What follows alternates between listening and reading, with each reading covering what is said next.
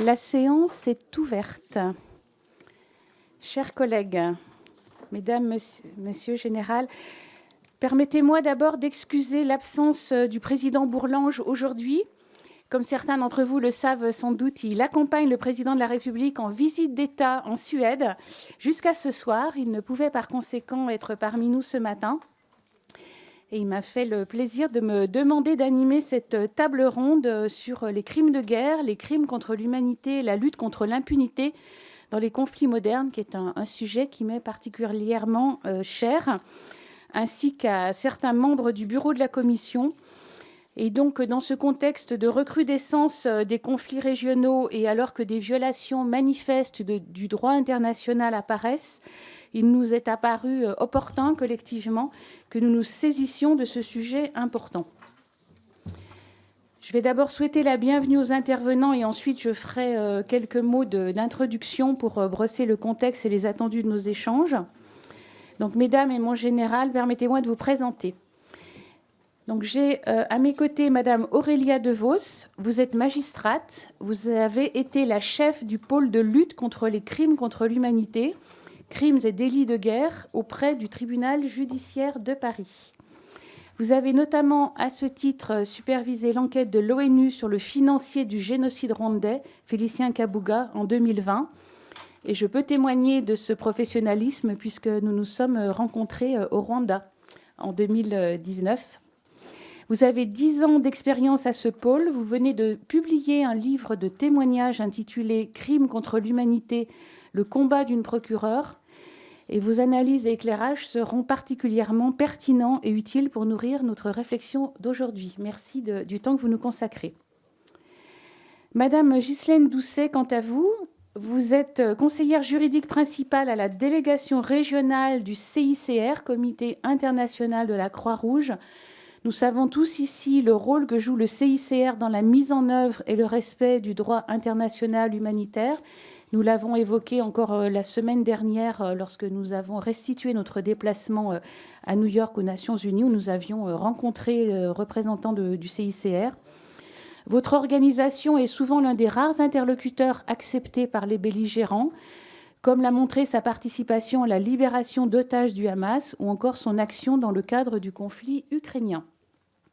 Vous êtes donc la représentante d'un observateur direct des violations du droit international humanitaire d'aujourd'hui et votre appréciation sur le sujet nous sera, elle aussi, très précieuse. Enfin, Général Jean-Philippe Reyland, vous êtes le directeur de l'Office central de lutte contre les crimes contre l'humanité et les crimes de haine, donc l'acronyme OCLCH, Office central de lutte contre les crimes contre l'humanité et les crimes de haine. Cet OCLCH a été créé en 2013. C'est une unité spécialisée pour enquêter sur les crimes les plus graves. Cet office est composé de 40 gendarmes enquêteurs et a notamment pour mission de diligenter des enquêtes à l'étranger dans le cadre de l'entraide pénale internationale, de traquer les criminels en fuite recherchés par les autorités judiciaires internationales et de constituer le point de contact de la France pour les échanges dans le cadre de la coopération policière internationale. L'Office a été saisi par le PNAT, Parquet national antiterroriste, de plusieurs enquêtes pour crimes de guerre dans le cadre du conflit en Ukraine. Et votre expertise, assurément complémentaire de celle de nos autres invités, ne manquera pas de susciter notre profond intérêt. Avant de vous passer la parole pour 10 minutes chacun, je vais rapidement poser les termes de notre discussion. Je vais d'abord rappeler que, bien que l'interdiction de certains comportements lors de conflits armés remonte à plusieurs siècles, la notion de crime de guerre a plus particulièrement été élaborée à la fin du XIXe siècle et au début du XXe siècle, à l'occasion de la codification du droit international humanitaire, qui est également connu sous le nom de droit des conflits armés. Les conventions de La Haye adoptées en 1899 et 1907 se sont concentrées plus particulièrement sur l'interdiction qu'ont des belligérants d'utiliser certains moyens et méthodes de combat. Pour le grand public qui peut-être nous écoute, tout n'est pas permis dans le cadre de la guerre. la Convention de Genève de 1864 et les conventions de Genève ultérieures, notamment celle de 1949 et les 2 protocoles additionnels de 1977, en abrégé les conventions de Genève, s'intéressent surtout, quant à elles, à la protection des personnes qui ne participent pas ou plus aux hostilités. Donc, aussi bien le droit de La Haye que le droit de Genève qualifient plusieurs violations de leurs normes de crimes de guerre, mais aucun texte de droit international ne codifie à lui seul tous les crimes de guerre. On en trouve une énumération dans des traités du droit international humanitaire et du droit international pénal, de même qu'en droit international coutumier. La guerre en Ukraine et les derniers événements à Gaza ont brutalement rappelé aux opinions publiques occidentales une réalité malheureusement subie de longue date par de nombreuses autres régions du monde, que ce soit en Afrique australe, en Asie du Sud-Est ou dans le Caucase. Les conflits armés modernes donnent le plus souvent lieu à des exactions et souvent à une certaine forme d'impunité pour leurs commanditaires. Et pourtant, il existe des instances et des organismes qui travaillent à la sanction de ces phénomènes et qui, au quotidien, essayent de lutter contre leur reproduction. Je pense à la justice, aux services enquêteurs des États et à des organisations comme le CICR. Cette table ronde vise justement à vous donner la parole pour tout à la fois présenter vos contributions à cette lutte d'une part et essayer d'identifier les sources de difficultés et de blocages qui appellent une action diplomatique résolue de la part de notre pays d'autre part. Je voudrais ajouter que la lutte contre les crimes de guerre et contre les crimes contre l'humanité n'est pas qu'une affaire multilatérale. Les mécanismes internationaux attirent le plus souvent l'attention du public, à l'instar des récentes ordonnances de la Cour internationale de justice sur la base de la Convention sur le génocide ou l'émission d'un mandat d'arrêt contre Vladimir Poutine par la Cour pénale internationale. Mais il n'en reste pas moins que chaque État a un rôle à jouer pour punir les auteurs de ces crimes à travers sa juridiction interne. Cela s'exerce notamment, mais pas seulement, via la reconnaissance de sa compétence comme une compétence universelle. La France doit continuer à y prendre sa part. C'est l'objectif de l'extension de son champ d'application acté l'an dernier. Nous avions ici même mené une mission, certains doivent s'en souvenir, et ratifier un texte qui permettait d'avoir cet échange avec la Cour pénale internationale, ou plus exactement son mécanisme en Syrie. Et la suite a été que le projet de loi d'orientation et de programmation du ministère de la Justice pour 2023-2027 a supprimé la double incrimination qui conditionnait auparavant toute poursuite judiciaire. Et d'ailleurs, mesdames et général, votre regard sur cet assouplissement nous intéresse. Je vais vous laisser sans plus attendre la parole pour 10 minutes chacun. L'ordre qu'on m'a donné, j'espère qu'il a été négocié avec les intervenants. Ça serait à vous, la première, Madame Doucet, pour rappeler les grands principes du droit international humanitaire et les constats du CICR dans les zones de conflit. Ensuite, ce sera Madame DeVos et puis le général Rélan. Donc, Madame Doucet, vous avez la parole pour 10 minutes.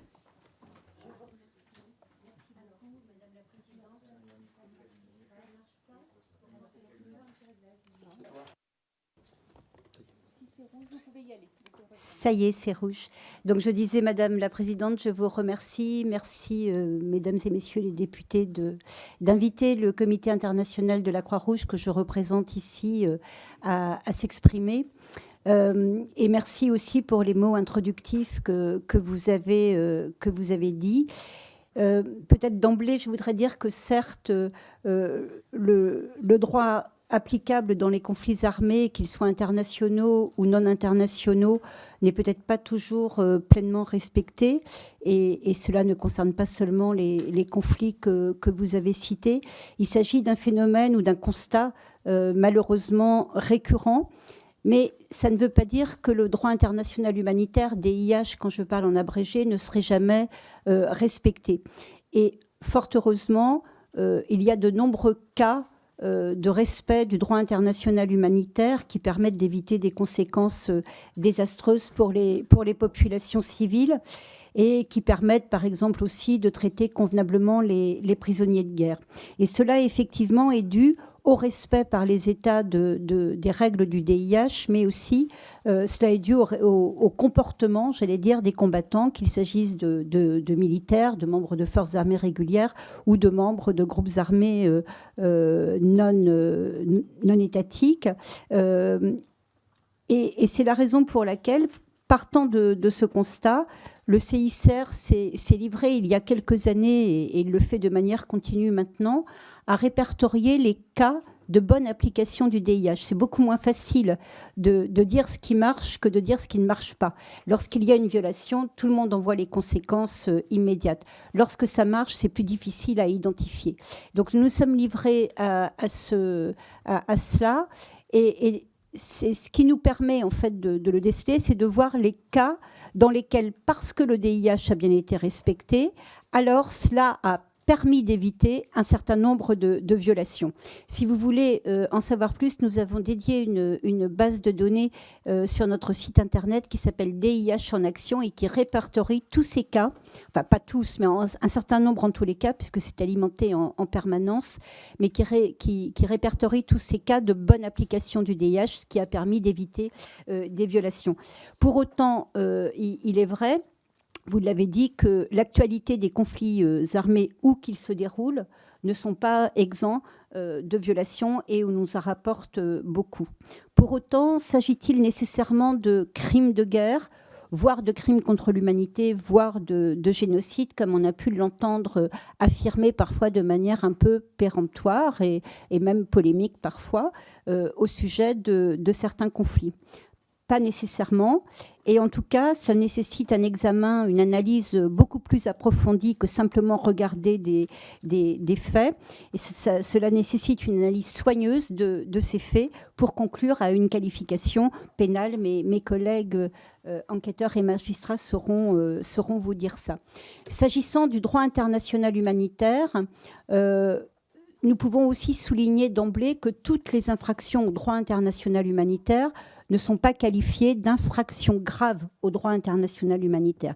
Certaines infractions, que je dirais simples, nous on parle d'actes contraires aux conventions, ne sont pas qualifiées ou qualifiables pénalement, comme on vient de le dire, de crimes de guerre, crimes contre l'humanité ou autres. Ça ne veut pas dire qu'on laisse faire. Les États, dans ces cas-là, en cas d'actes contraires aux conventions, ont toujours l'obligation de veiller à ce que ces actes contraires cessent.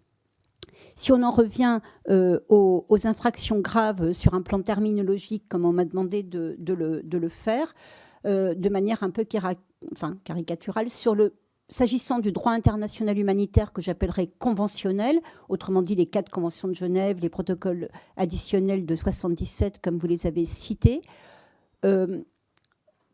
garde l'expression infraction grave uniquement dans les conflits armés internationaux, autrement dit dans les conflits qui opposent au moins 2 États, donc 2 ou plusieurs États. C'est vraiment cette expression d'infraction grave est réservée à ces conflits. Lorsqu'on parle, j'y viendrai après, dans les conflits armés non internationaux, il n'y a pas cette même notion d'infraction grave qui figure dans le droit international humanitaire conventionnel. Pour revenir aux conflits armés internationaux et à la liste des infractions graves que je ne vais pas pouvoir vous énumérer évidemment ici, ce que l'on peut retenir, c'est qu'il y a un tronc commun qui figure dans les 4 conventions de Genève. Je dis bien 4 parce que souvent on entend dans les médias la Convention de Genève. Non, il y en a 4. La première, je le rappelle vite fait, qui protège les militaires blessés et malades dans les armées en campagne, donc autrement dit pour les conflits armés terrestres. La seconde, la même chose, mais on ajoute les naufragés, c'est pour les conflits armés sur mer. La troisième, c'est celle que tout le monde connaît bien, c'est celle relative aux prisonniers de guerre. La quatrième, sur les personnes civiles. Donc ces 4 conventions qui ont une disposition commune. Pour les infractions graves, donc il y a un tronc commun. Toutes les infractions graves sont celles qui sont commises en fait contre des biens, contre des personnes, civiles ou contre des biens civils. Et ensuite, s'agissant de la Convention 3 et de la Convention 4, il y a un certain nombre d'autres infractions considérées également comme graves qui sont spécifiques aux prisonniers de guerre ou spécifiques aux personnes civiles. Par exemple, pour les personnes civiles, on trouve dans la 4e Convention comme infraction grave la déportation, la détention illégale, la prise d'otage. C'est une énumération qui a été complétée en 1977 par le protocole additionnel 1. Et il est donc le protocole complète, il ne supprime pas ce qui a été écrit en 1949. Et le protocole 1 précise d'une part que toutes les attaques contre le personnel sanitaire, religieux, médical, humanitaire sont également considérées comme des infractions graves au droit international humanitaire. Et par ailleurs, il reprend à son compte un certain nombre d'infractions, vous les avez citées tout à l'heure, Madame la Présidente, qui sont anciennes, celles qui est de 1899 et 1907, pardon, ce qu'on appelle les infractions relatives à la conduite des hostilités. Donc le protocole additionnel 1 les reprend. Ce qui fait qu'au final, si on veut être un peu plus simple, on peut dire que les infractions graves regroupent à la fois des infractions commises contre des personnes civiles et des biens civils, même s'il n'y a aucun préjudice direct subi, et que par ailleurs, il y a les infractions à la conduite des hostilités qui, elles, en revanche, sont conditionnées d'une part à l'intention des auteurs et d'autre part aux préjudices qui sont subis. Ce n'est pas exactement la même chose, mais je pourrais y revenir si vous voulez. Donc, ce que l'on constate, c'est que, encore une fois, du point de vue du DIH conventionnel, on ne retrouve pas ce même type d'infraction dans les conflits armés non internationaux. Essentiellement parce qu'à l'époque de l'élaboration des conventions en 1949, puis du protocole 2 de 1977, les États n'avaient pas véritablement envie, j'allais dire, qu'on s'occupe de leurs affaires internes. Pour autant, tant l'article 3 commun aux conventions de Genève de 1949 que le protocole 2 listent un certain nombre de garanties fondamentales, les atteintes portées à la vie, les prises d'otages, les atteintes à la dignité des personnes et l'évolution des pratiques, mais aussi des pratiques des États, j'entends, mais aussi de la jurisprudence qui s'est vraiment développée ces dernières années, font que on parle dans les conflits armés non internationaux pour à peu près le même type d'infraction de violation grave au droit international humanitaire. Ce qui fait que sur le plan terminologique, si on parle de violation grave, cela englobe les infractions qui sont commises tant dans les conflits armés internationaux que non internationaux. Dans l'étude de droit coutumier qui a été publiée par le CICR, mais qui a été construite pas seule, avec le concours d'experts gouvernementaux, universitaires, etc., sur le plan de la qualification de ces violations, le protocole 1 l'avait déjà dit, mais l'étude de droit coutumier est valable, encore une fois, pour quelle que soit la nature du conflit. On considère que les violations graves du droit international humanitaire sont des crimes de guerre. Pour autant, c'est une qualification dont je dis souvent qu'elle est générique, c'est-à-dire qu'elle n'emporte pas une qualification pénale. Un crime de guerre au sens du DIH, donc une violation grave du DIH, un crime de guerre au sens du DIH, peut très bien, sur le plan pénal, soit constituer un crime de guerre, soit être qualifié, poursuivi pour crime contre l'humanité, même pour génocide. Un exemple très simple est celui du viol, qui est donc un crime de guerre, bien sûr, mais qui a pu être poursuivi selon plusieurs qualifications pénales, comme par le tribunal pénal international pour l'ex-Yougoslavie, qui l'a qualifié de crime contre l'humanité, pas de manière systématique, mais parfois, et par le tribunal pénal international pour le Rwanda, qui est même allé jusqu'à qualifier l'infraction de génocide. Donc ça, c'est juste pour vous montrer que c'est une qualification générique. L'autre chose dont je voulais parler, c'est tout ce qui concerne la répression, effectivement, et la poursuite des auteurs, je dirais auteurs, complices, commanditaires de crimes de guerre, selon le droit international humanitaire conventionnel et coutumier. Effectivement, vous l'avez rappelé, la compétence universelle, ou en tout cas extraterritoriale, si on veut être plus modéré, et existe depuis 1949. Autrement dit, on est en 2024, voilà 75 ans que cela a été inscrit dans les conventions de Genève. Et comment dire, on peut constater malgré tout que ce n'est pas quelque chose qui est effectivement complètement mis en œuvre. Oui, alors je vais dire 2 mots, puis après on pourra revenir. sur ça. Donc répression, donc ça existe depuis 49, il faut le mettre en œuvre. Sur les infractions, c'est évidemment toutes les infractions graves ou violations graves, ou pratiquement toutes, il y a quelques exceptions, je pourrais y revenir tout à l'heure si vous le souhaitez, ont été reprises par le statut de la Cour pénale internationale. Voilà.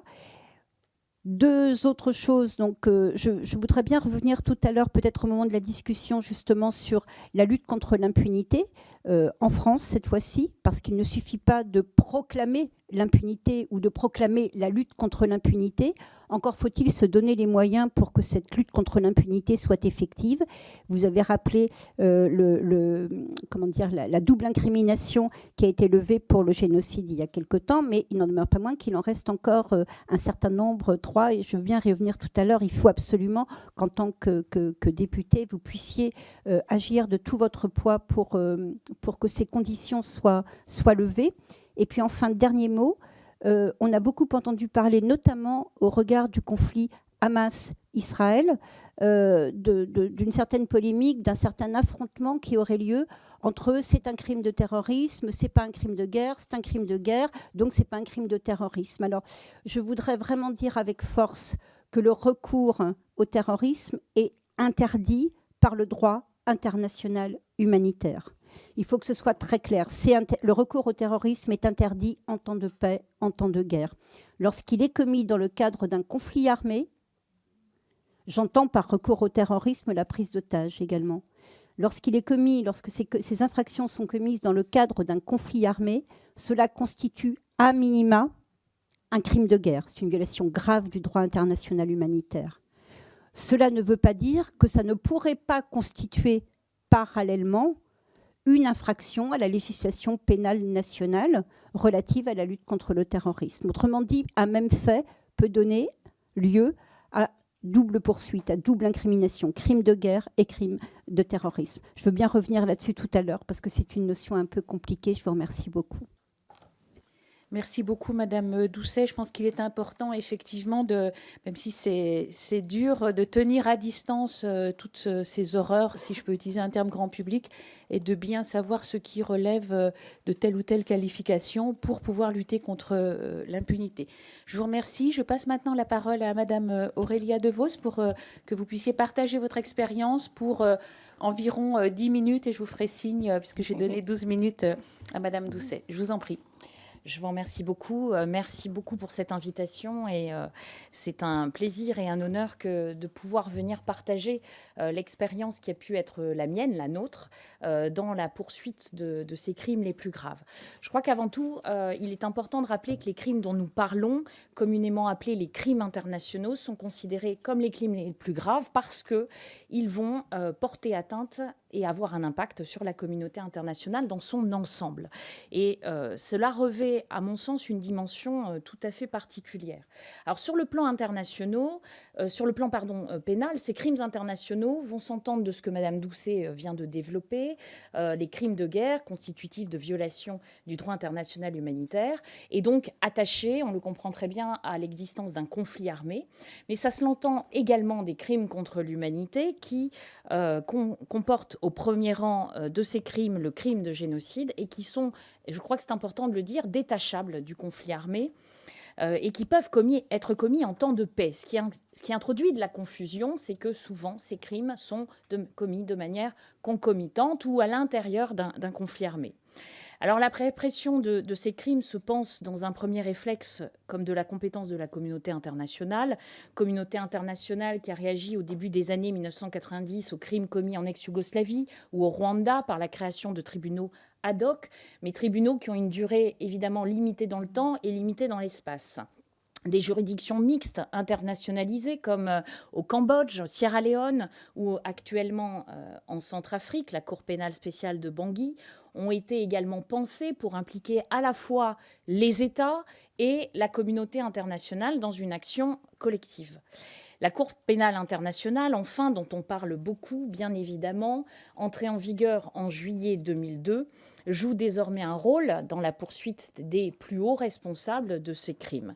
Mais on en perçoit inévitablement, et il ne faut pas être juriste pour le percevoir, la portée limitée dans le temps, pas avant 2002, dans l'espace, puisque beaucoup d'États, et non des moindres, ne sont pas partis au statut de Rome, et évidemment dans l'action, puisque l'accès pour la Cour pénale internationale au territoire est souvent subordonné parfois au choix de poursuites partielle soumise au choix du vainqueur en quelque sorte. Mais le lieu naturel et souverain, et c'est de cela dont je vais vous parler, de la justice pénale, cela reste, cela demeure les États. Et parce que la France s'est engagée en adaptant les résolutions des Nations Unies qui ont créé les tribunaux ad hoc, mais aussi le statut de Rome qui a créé la Cour pénale internationale, eh bien, elle dispose d'un arsenal juridique qui va être, c'est vrai, à géométrie variable pour connaître de ces crimes. Alors attention à l'application dans le temps. Nous ne pouvons pas en France poursuivre des crimes contre l'humanité ou crimes de génocide avant le 1er mars 1994. Nous ne pouvons pas poursuivre des crimes de guerre qui seraient commis avant le 9 août 2010, ni des disparitions forcées qui seraient commises avant le 5 août 2013, sauf à les considérer comme des actes sous-jacents de crimes contre l'humanité dans certaines circonstances. Alors la compétence classique des juridictions françaises, je pense que c'est important d'y revenir, parce qu'elle va révéler elle-même des aspects qui sont, à mon sens, insuffisamment pris en considération. Alors l'auteur des crimes, évidemment, s'il est français, quel que soit le lieu de commission des crimes, peut être poursuivi. Cela inclut, et c'est important, les personnes morales. Et il y a un impact désormais, je pense qu'on pourra y revenir, important du devoir de vigilance des entreprises qui ne peuvent plus désormais arguer ne pas savoir. La nationalité de la victime, quand elle est française, bien sûr, entraîne la compétence des juridictions françaises et parfois la question des faits commis en France. Ça peut paraître incongru quand on parle de crimes de guerre et de crimes contre l'humanité aujourd'hui, mais je souhaite quand même ouvrir la porte sur un point particulier sur la dimension financière de ces crimes. Le financement de ces crimes, tout d'abord, qui n'est pas pris en compte en tant que tel dans notre code pénal. Il n'y a pas de poursuite possible pour financement des crimes contre l'humanité et financement des crimes de guerre. C'est à mon sens un vide juridique. Cela ne peut être poursuivi que sous la forme de complicité par aide ou assistance, fourniture de moyens. Tout cela est très compliqué à démontrer. Le blanchiment du produit des crimes, là encore, manque de compétences légales suffisantes et d'intérêt de nos services de renseignement financiers qui se concentrent uniquement sur le financement ou le blanchiment dans le cadre du terrorisme.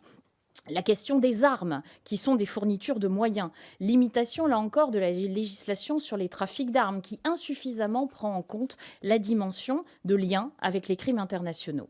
De la même manière, la traite des êtres humains, qui peuvent être constitutive de crimes contre l'humanité, qui est insuffisamment pris en compte quand elle se propage sur le territoire français. Alors au-delà de ces compétences classiques qui révèlent ces difficultés, la compétence universelle, on en a parlé, poursuivre en France des étrangers qui ont commis des crimes à l'étranger sur des étrangers. Alors bien sûr, un certain nombre de conventions qu'on a adaptées sur la torture, les disparitions forcées, les tribunaux ad hoc et le statut de Rome vont permettre d'absorber une compétence universelle avec des critères différents selon les crimes. Mais attention, toujours avec un lien de rattachement, et je crois que c'est important.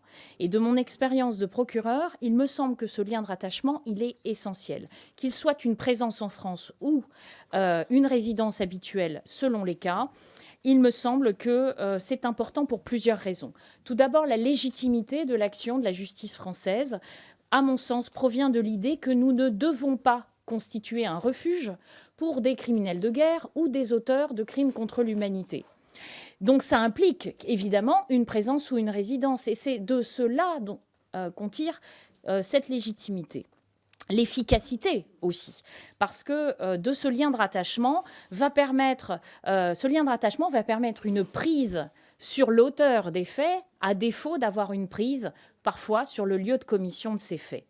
Et donc de l'efficacité et de la légitimité vont ressortir la possibilité d'aboutir. Et je crois que c'est très important, parce qu'une poursuite ou une enquête qui n'aboutit pas dans ces domaines-là, c'est le renforcement en soi de l'impunité. Il faut mieux parfois ne pas faire que de faire mal ou de ne pas faire jusqu'au bout. Et on pourrait en reparler au regard des moyens qui sont dévolus à ce contentieux en France. Alors, on pourra évoquer la double incrimination peut-être dans le cadre de la discussion. Face à cette complexité, il fallait bien sûr des magistrats et des enquêteurs spécialisés. C'est le cas depuis la loi du 13 décembre 2011 pour le pôle crimes contre l'humanité, crimes et délits de guerre, qui rentre en vigueur en janvier 2012, qui a une compétence nationale concurrente, et l'Office central dont vous parlera le général Reylan. Alors ce pôle, c'était une section du parquet de Paris, au même titre que la section antiterroriste. Ces deux sections ont été extraites du parquet de Paris en juillet 2019 pour constituer ensemble, aujourd'hui, le parquet national antiterroriste. À ce jour, 6 procureurs, 3 juges d'instruction. Vous noterez que 3 juges d'instruction aujourd'hui en 2024, c'est la même chose qu'en 2012. C'était aussi 3 juges d'instruction pour 20 dossiers sur le Rwanda en 2012, 90 dossiers à l'instruction sur de nombreuses zones en 2024. Il n'y a pas eu d'évolution des effectifs. Des enquêteurs, on en parlera avec le général Reylan, qui à mon sens sont en nombre insuffisant, et la compétence de la Cour d'assises de Paris. Il y a aujourd'hui beaucoup de dossiers, le Rwanda, la Syrie, le Libéria, la République centrafricaine, la République démocratique du Congo, l'Ukraine, près de 190 procédures, enquêtes préliminaires et informations judiciaires confondues. Les actions du pôle depuis plus de 10 ans, sont des pistes que je lance pour la discussion, le développement des réseaux de coopération, le réseau génocide européen, l'Union européenne, Eurojust, mais aussi toute une nébuleuse d'acteurs non étatiques, société civile, ONG, agences des Nations Unies, commissions d'enquête et mécanismes, des acteurs qui ne sont pas naturels pour le magistrat et que je crois que nous avons réussi à instaurer comme une nouvelle manière de travailler et de procéder. Première équipe commune d'enquête en matière de crimes contre l'humanité avec les autorités allemandes sur la Syrie. Premier procès pour génocide, pour crimes de génocide en France. Depuis, 7 personnes ont été jugées, Rwanda ou Libéria. La Syrie est à venir. Je crois le développement ou le début de développement d'une conscience dans l'institution judiciaire. Beaucoup reste à faire à mon sens. Tentative également de développement d'une synergie en France, et j'y reviendrai. De nombreuses enquêtes et une lecture audacieuse des textes qui constituent les procès et les avancées dont on voit le résultat aujourd'hui. Et le développement d'enquêtes dites structurelles, que je pourrais également développer dans la discussion, pour avoir une vision globale des situations afin de caractériser les contextes dans lesquels les crimes sont commis.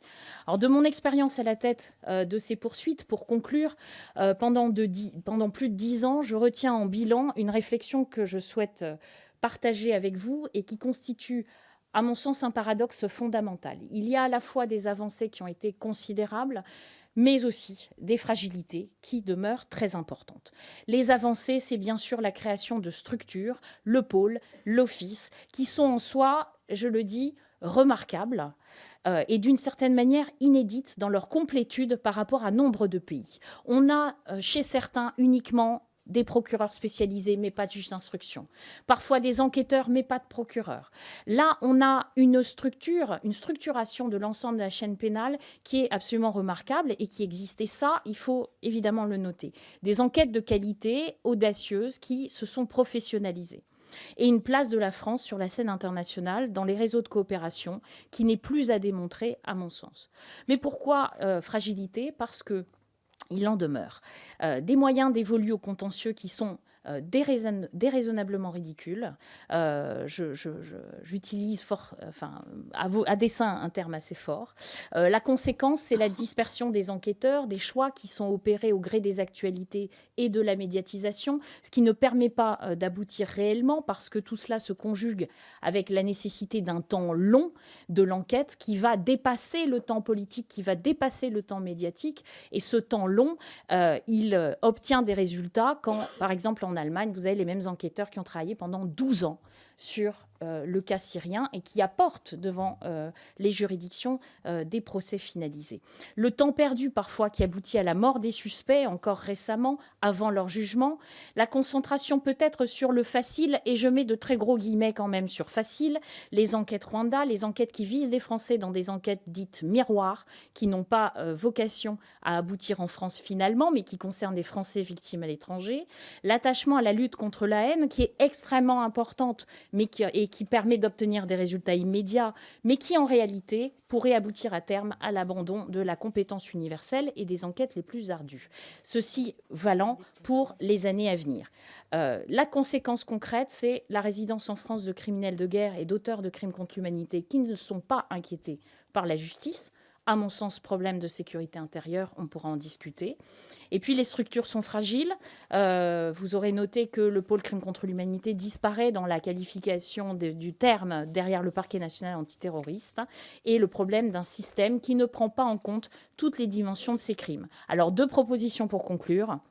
Pour l'action publique, peut-être envisager la création d'un pôle crime contre l'humanité autonome qui pourrait fédérer l'ensemble de ces dimensions, ou un parquet national qui viendrait adjoindre au parquet national antiterroriste d'autres dimensions de criminalité organisée, de cybercriminalité, d'affaires militaires, mais aussi l'autre proposition pour l'action en la matière et le rayonnement de la France, créer véritablement un système au niveau national qui permet de projeter la compétence à l'international, d'avoir un poids plus fort, d'envisager peut-être, comme certains pays l'ont fait, un ambassadeur crime de guerre qui puisse porter cette voix et agir sur le plan national, ou un délégué interministériel, ou une mission interministérielle, mais quoi qu'il en soit, un marqueur de volonté politique pour fédérer les ministères concernés et le porter à l'international.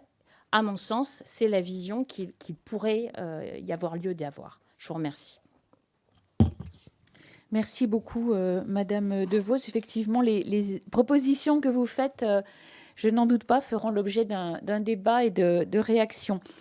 Général Jean-Philippe Réland, pouvez-vous nous parler de l'action de l'Office central de lutte contre les crimes contre l'humanité et les crimes de haine, l'OCLCH, pendant 12 minutes environ? Avec plaisir, Madame la Présidente. Merci pour votre invitation, Mesdames et Messieurs les députés. Merci pour votre attention et désolé pour cette voix un peu caverneuse à laquelle je ne suis pas habitué.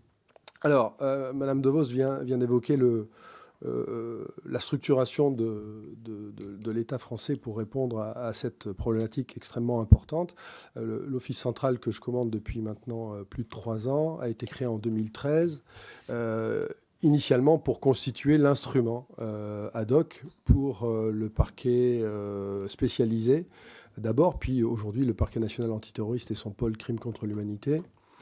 Il est issu historiquement d'une division qui avait été spécialement dédiée à ce contentieux au sein de la section de recherche de Paris, qui avait été habituée au fil des années, et notamment depuis le génocide des Tutsis au Rwanda, à prendre en compte un certain nombre d'enquêtes dans ce domaine. Mais il y avait eu aussi les affaires Papon, Touvier et d'autres qui avaient permis aux gendarmes de se familiariser avec notamment la traque de certains fugitifs criminels de guerre.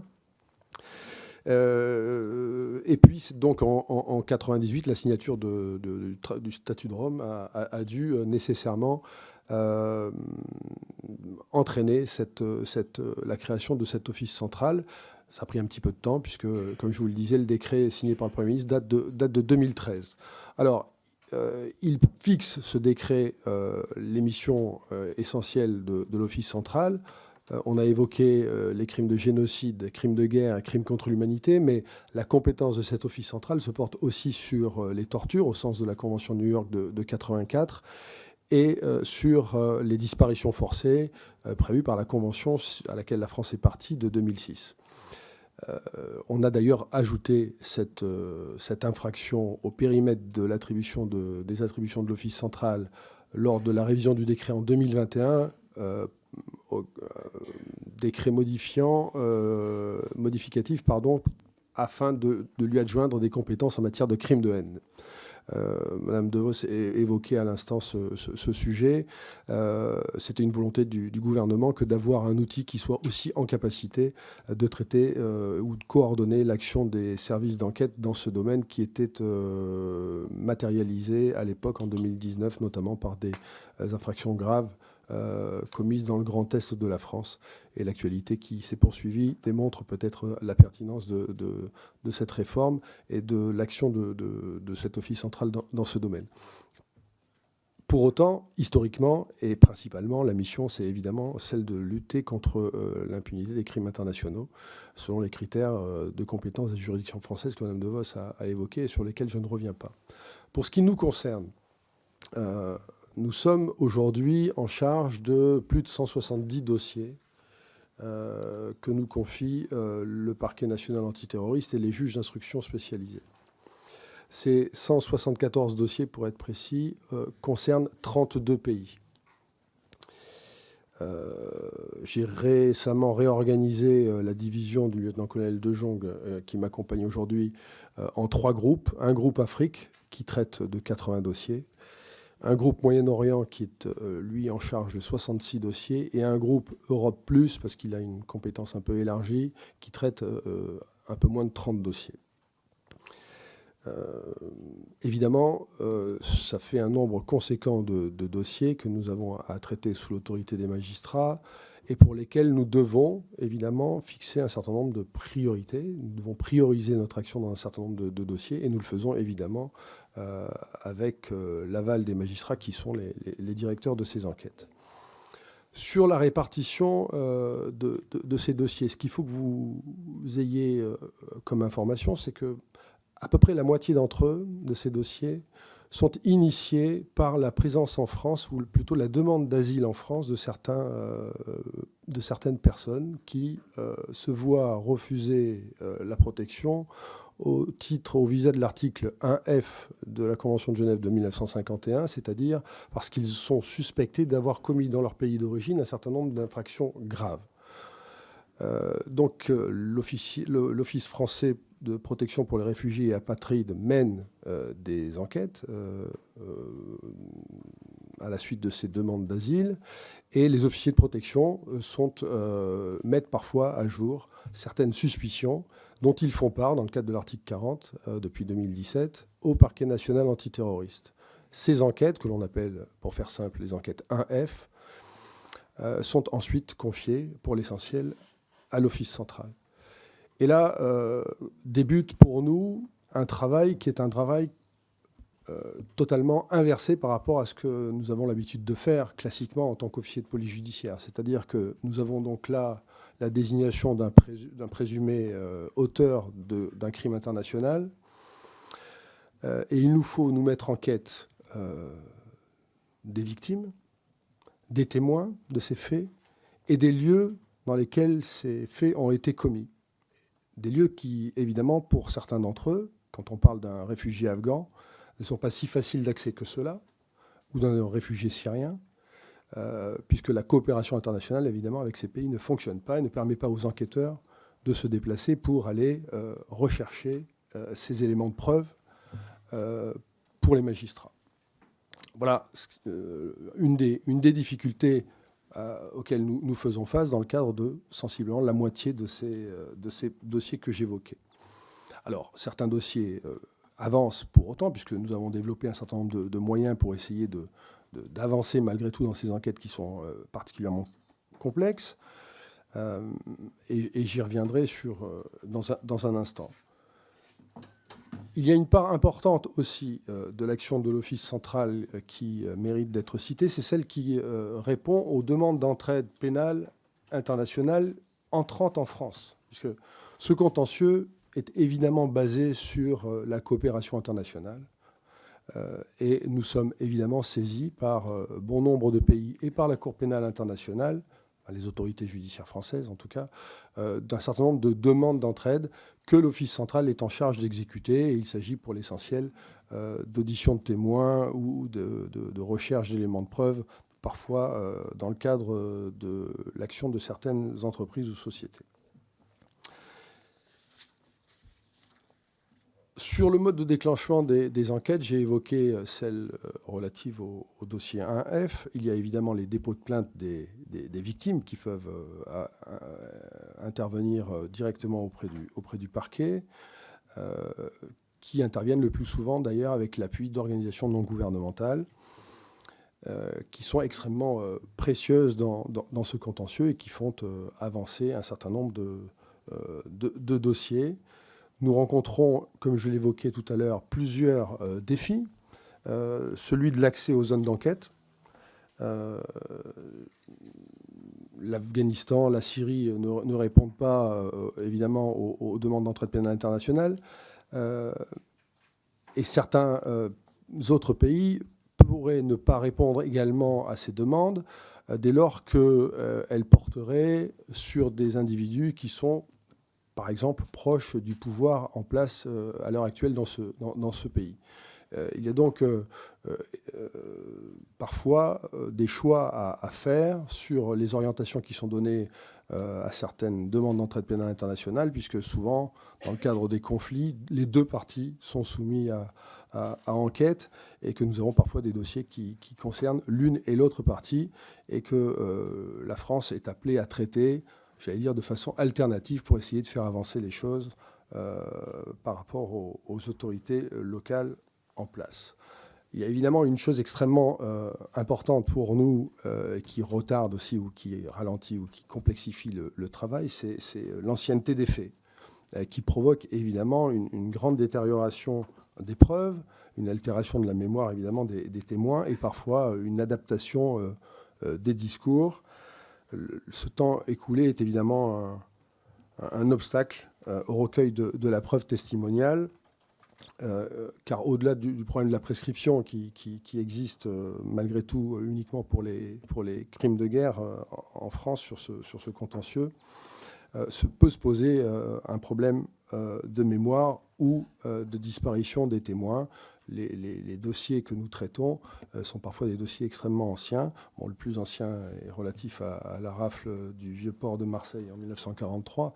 Et là, on fait un travail quasi d'historien pour essayer d'avancer sur ces aspects. Mais évidemment, là, les témoins directs des faits sont disparus.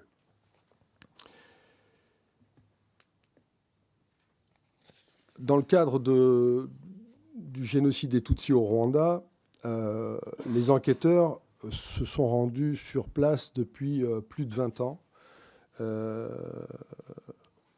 Et parfois, donc maintenant, ça fait 30 ans, beaucoup d'individus ont évidemment quitté le territoire ou sont décédés. Et certains sont même devenus réticents à l'idée de témoigner, souvent parce qu'ils ont parfois été entendus à plusieurs reprises par différents enquêteurs de pays différents, ce qui est parfois évidemment un double traumatisme pour ce qui les concerne. Alors, sur les techniques d'enquête, et je pense que j'arriverai sans doute à la fin de mon propos, je pourrais évidemment répondre à ces questions. Il y a une chose sur laquelle je veux insister. Nous n'avons pas de dispositif en France qui permet de recueillir les témoignages de victimes ou témoins de crimes internationaux entrant sur le territoire national. Nous avons mis en place un dispositif spécifique pour les réfugiés ukrainiens après l'invasion de leur pays, de façon à pouvoir fournir via les autorités judiciaires à la Cour pénale internationale et à l'Ukraine d'éventuels témoignages pertinents pour leurs enquêtes.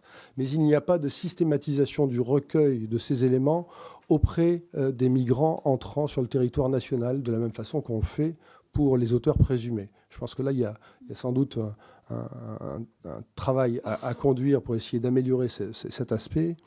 Et puis, pour essayer de contrebalancer les difficultés que nous rencontrons avec l'accès au territoire, il y a évidemment des techniques particulières que nous avons tenté de mettre en œuvre, et notamment l'exploitation de l'imagerie satellitaire.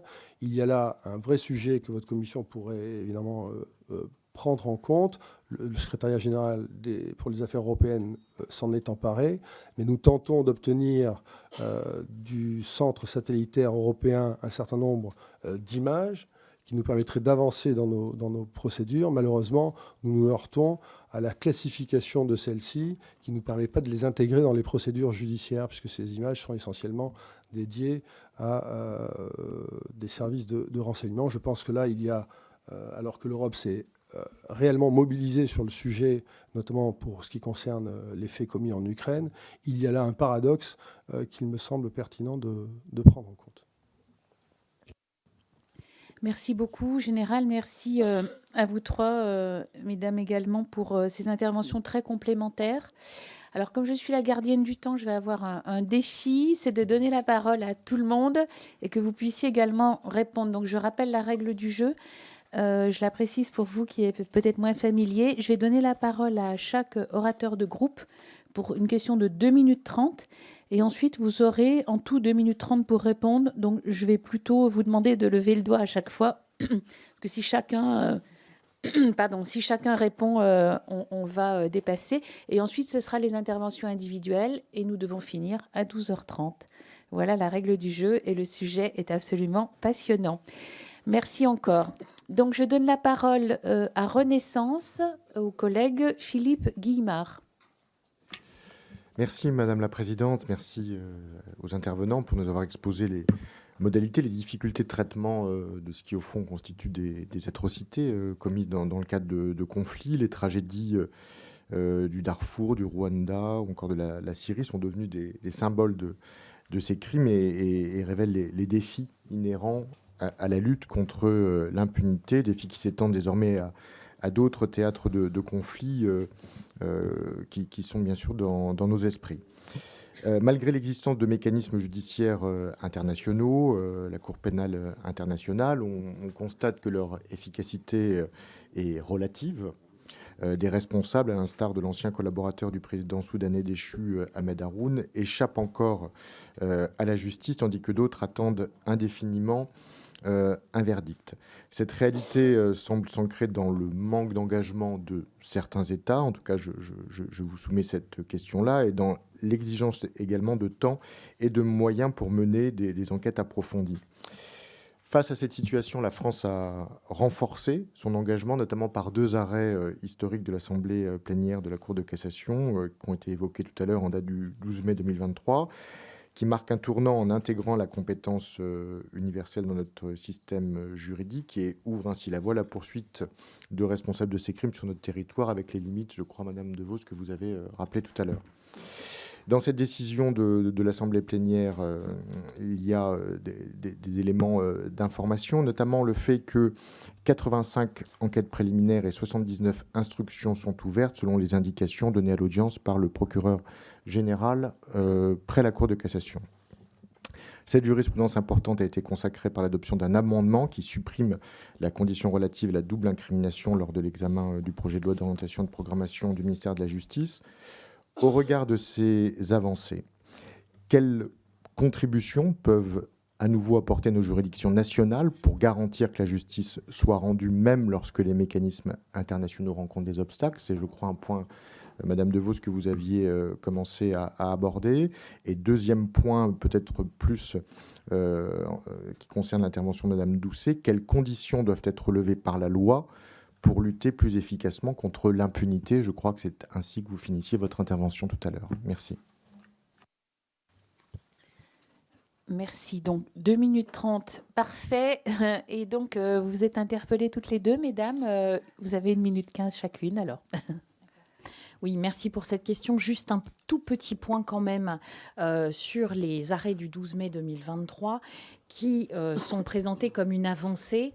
Alors, moi, je dirais plutôt que c'est une clarification, parce qu'en réalité, nous n'avons pas attendu les arrêts du 12 mai 2023 pour avoir l'interprétation qui a été donnée par l'Assemblée plénière de la Cour de cassation sur la double incrimination. En réalité, c'est l'arrêt du 24 novembre 2021 de la Chambre criminelle de la Cour de cassation qui avait eu une interprétation extrêmement restrictive qui, à mon sens, ne répondait pas à l'intention du législateur et qui allait bien au-delà et qui avait donc un peu fermé les vannes. La conséquence entre novembre 2021 et le 12 mai 2023, c'est qu'il y a quand même 18 mois en quelque sorte un peu perdus aussi pour l'avancée de ces enquêtes parce que et magistrats et enquêteurs étaient un peu dans la suspension, dans l'expectative. Donc c'est une clarification, tant mieux si le législateur aussi vient clarifier son idée, mais je crois que dès le départ, il imaginait bien que les faits devaient être poursuivables, quelle que soit la qualification, sinon c'était vider de son sens ce qu'il souhaitait. Alors, ah oui, c'est vrai, il faut partager avec... voilà, simplement, juste pour dire ce qu'il faudrait sur le plan structurel. Bien sûr, on parle toujours des moyens. C'est pas toujours seulement les moyens, c'est les moyens. Après, il faut voir ce qu'on en fait et où effectivement... redonner une place véritablement à ce contentieux en quelque sorte lui donnant une visibilité et en permettant aussi, à mon sens, de faire vraiment un lien entre les ministères. Ça concerne l'éducation, ça concerne l'enseignement supérieur, ça concerne l'intérieur, sa défense, les armées, bien sûr, et ça concerne bien au-delà du ministère de la Justice. Je crois que c'est ce lien-là qui manque, à mon sens, sur le plan institutionnel. Merci. Madame Doucet, quelques mots? Quelques mots, oui, je vais être extrêmement rapide sur les conditions, vous disiez levées ou à lever par la loi pour l'impunité. Nous, on ne va pas parler de loi, mais au niveau du CICR, nous invitons en fait tous les États, les 196 États qui sont partis aux conventions de Genève de 1949, qui se sont engagés au terme de l'article 1 à respecter et à faire respecter le DIH en toutes circonstances. Je dis toujours aux étudiants, c'est une obligation, ce n'est pas une option. Et donc, 2 moyens principaux. D'abord, la prévention, prévenir.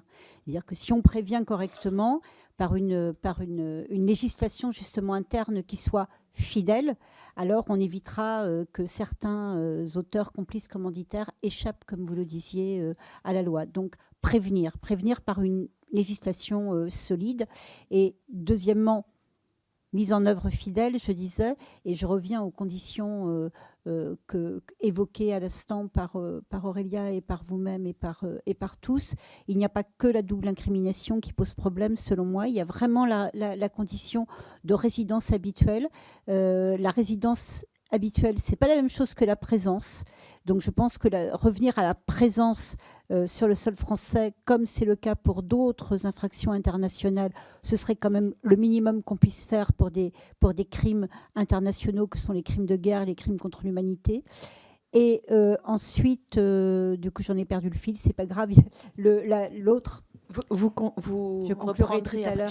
Oui, c'est le monopole du parquet. Je sais que Rélia n'est pas d'accord, mais le monopole du parquet, je tiens à le dire. Parce qu'il n'y a pas de raison qu'une victime d'infraction ordinaire ou d'agression ordinaire puisse déclencher des poursuites et passe la victime d'un crime de guerre ou d'un crime contre l'humanité. Merci. Merci, madame. Alors, je passe la parole à l'orateur du Rassemblement national, Thibault François.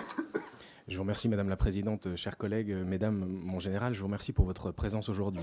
Dans un monde en constante évolution où l'Occident doit faire face à une réalité d'un monde multipolarisé, le droit international humanitaire doit être notre référence commune, un point de départ pour un échange et un respect entre les peuples et les nations. Aussi, la France doit pouvoir porter sa voix, non alignée, claire, en veillant à ce que les principes fondamentaux du droit international, de proportionnalité, de distinction, de précaution, restent des remparts en préservant l'humanité de sa propre destruction. C'est dans ce même esprit que nous portons au Rassemblement national la déclaration des droits des peuples et des nations, celle-ci s'articulant avec les instances internationales évidemment, et vise à fixer un cadre qui soit plus juste de relations entre les États, respectant la souveraineté des peuples et en instaurant une équidistance entre toutes les nations. Ces instances internationales, parfois critiquées, certains parfaites, permettent néanmoins d'échanger et de parvenir à un consensus, comme au sein de l'ONU, d'accepter des garde-fous, et nous saluons ici le travail du CICR, et parfois même du concours, hélas nécessaire, de la Cour de justice internationale dans l'établissement des responsabilités. Notre famille politique tient à saluer l'action du CICR, qui, en plus du rôle humanitaire qu'il apporte sur le terrain, permet la diffusion et la mise en œuvre du droit international humanitaire.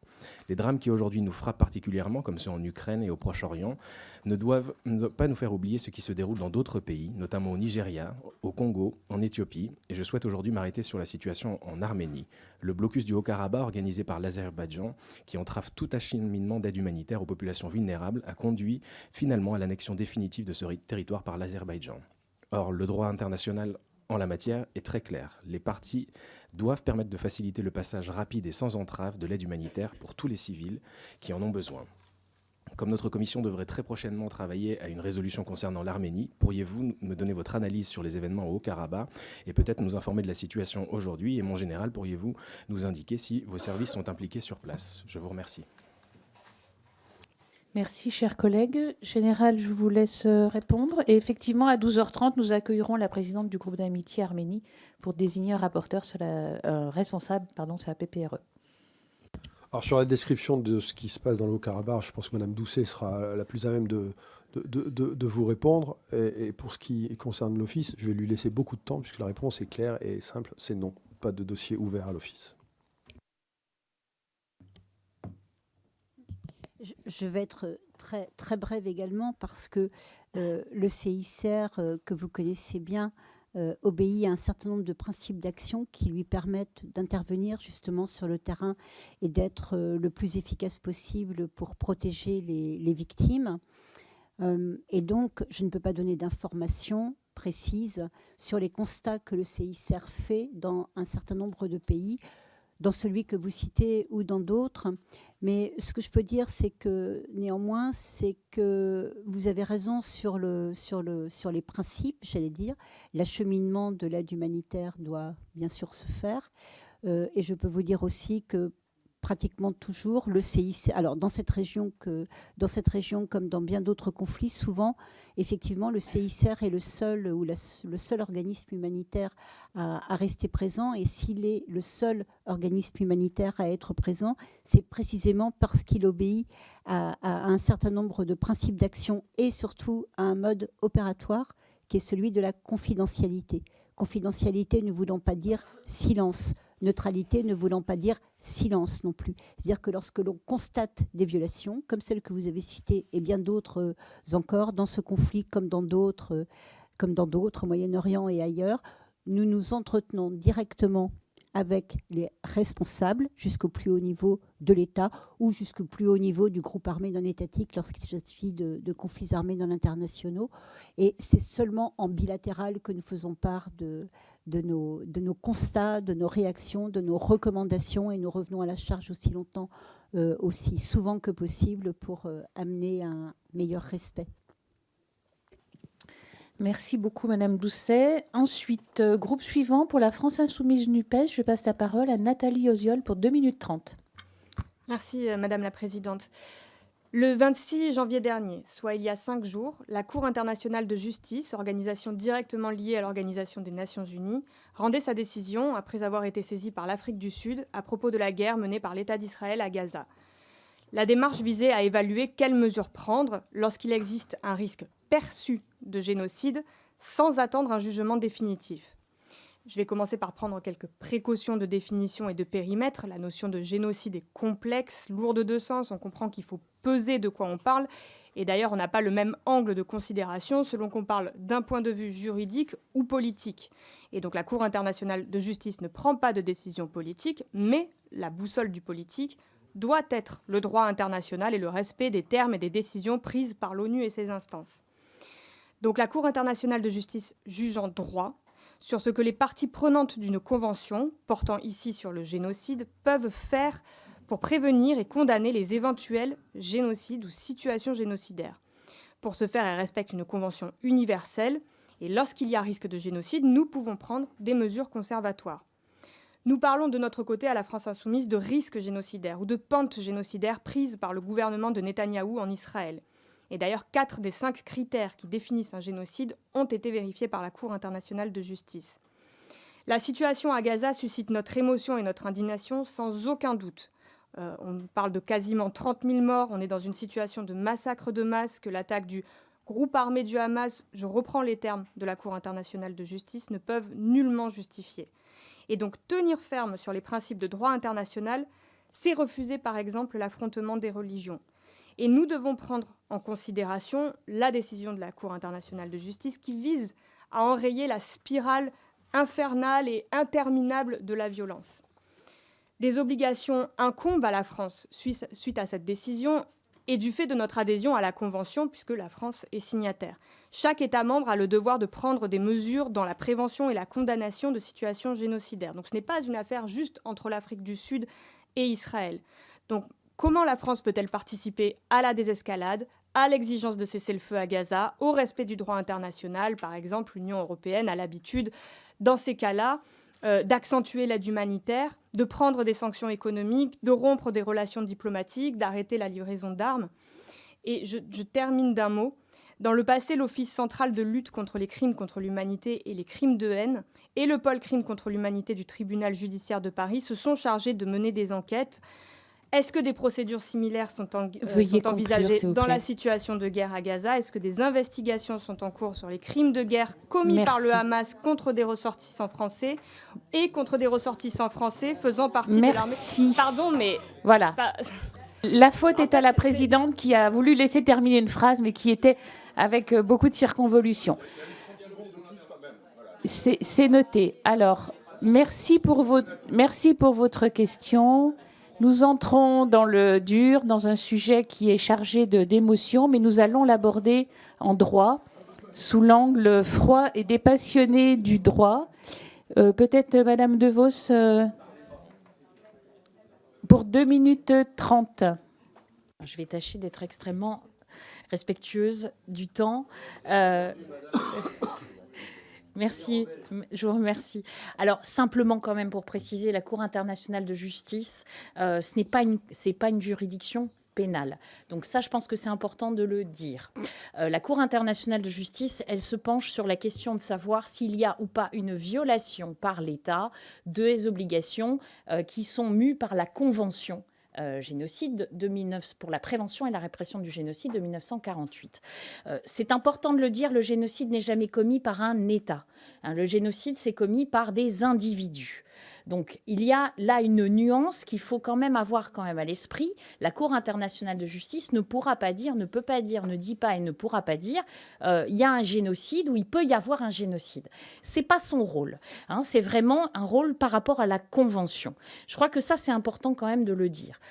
J'attire quand même l'attention de la part de la juriste que je suis, avec ma vision pénale, sur l'importance des mots et l'importance des qualifications. Dans le génocide, qui, à mon sens, est quand même une qualification rarissime, et je pense que c'est important de le dire, l'intentionnalité de l'auteur est au cœur du sujet. La quantité de victimes, l'horreur de ce qui se produit, n'est pas un critère de définition d'un acte de génocide. Le cœur du sujet, c'est l'intention. C'est sonder l'intention des individus qui agissent et ce qu'il y a à l'intérieur de leur cœur et de leur âme pour savoir ont-ils la volonté de détruire un groupe national, un groupe ethnique pour ce qu'il est profondément. C'est ça le génocide. Et je pense que je pourrais simplement ajouter un point. Le crime de guerre, ça n'est pas grave. Je pense que c'est quand même un peu important de le dire. Le crime de guerre, ça n'est pas grave. Si ce sont des crimes de guerre, c'est déjà très grave. Si ce sont des crimes contre l'humanité, c'est déjà très grave. Et qu'il n'y a pas de hiérarchie à faire entre les victimes de crimes de guerre ou de crimes de génocide. Je pense que ça, c'est important. Et je pense que c'est aussi le rôle des juristes de rappeler ce genre de choses. Il y a en France, je parle sous votre contrôle général, des enquêtes qui concernent effectivement des Français victimes du Hamas pour les actions du 7 octobre. À mon sens, sauf si je me trompe uniquement sur la qualification de crime à caractère terroriste, il y a peut-être une réflexion qui est menée sur la qualification de crime contre l'humanité pour le 7 octobre, parce qu'il y a des plaintes qui ont été médiatisées, qui ont été déposées par des familles de victimes. Je pense que ça doit être à l'analyse et je m'arrêterai là. Voilà. Merci pour votre éclairage. Pour le groupe Les Républicains, je vais passer la parole à Meyer Habib, théoriquement pour 2 minutes 30, et j'ai bien noté que je plafonne à 2 minutes 58. Vous avez la parole, chers collègues.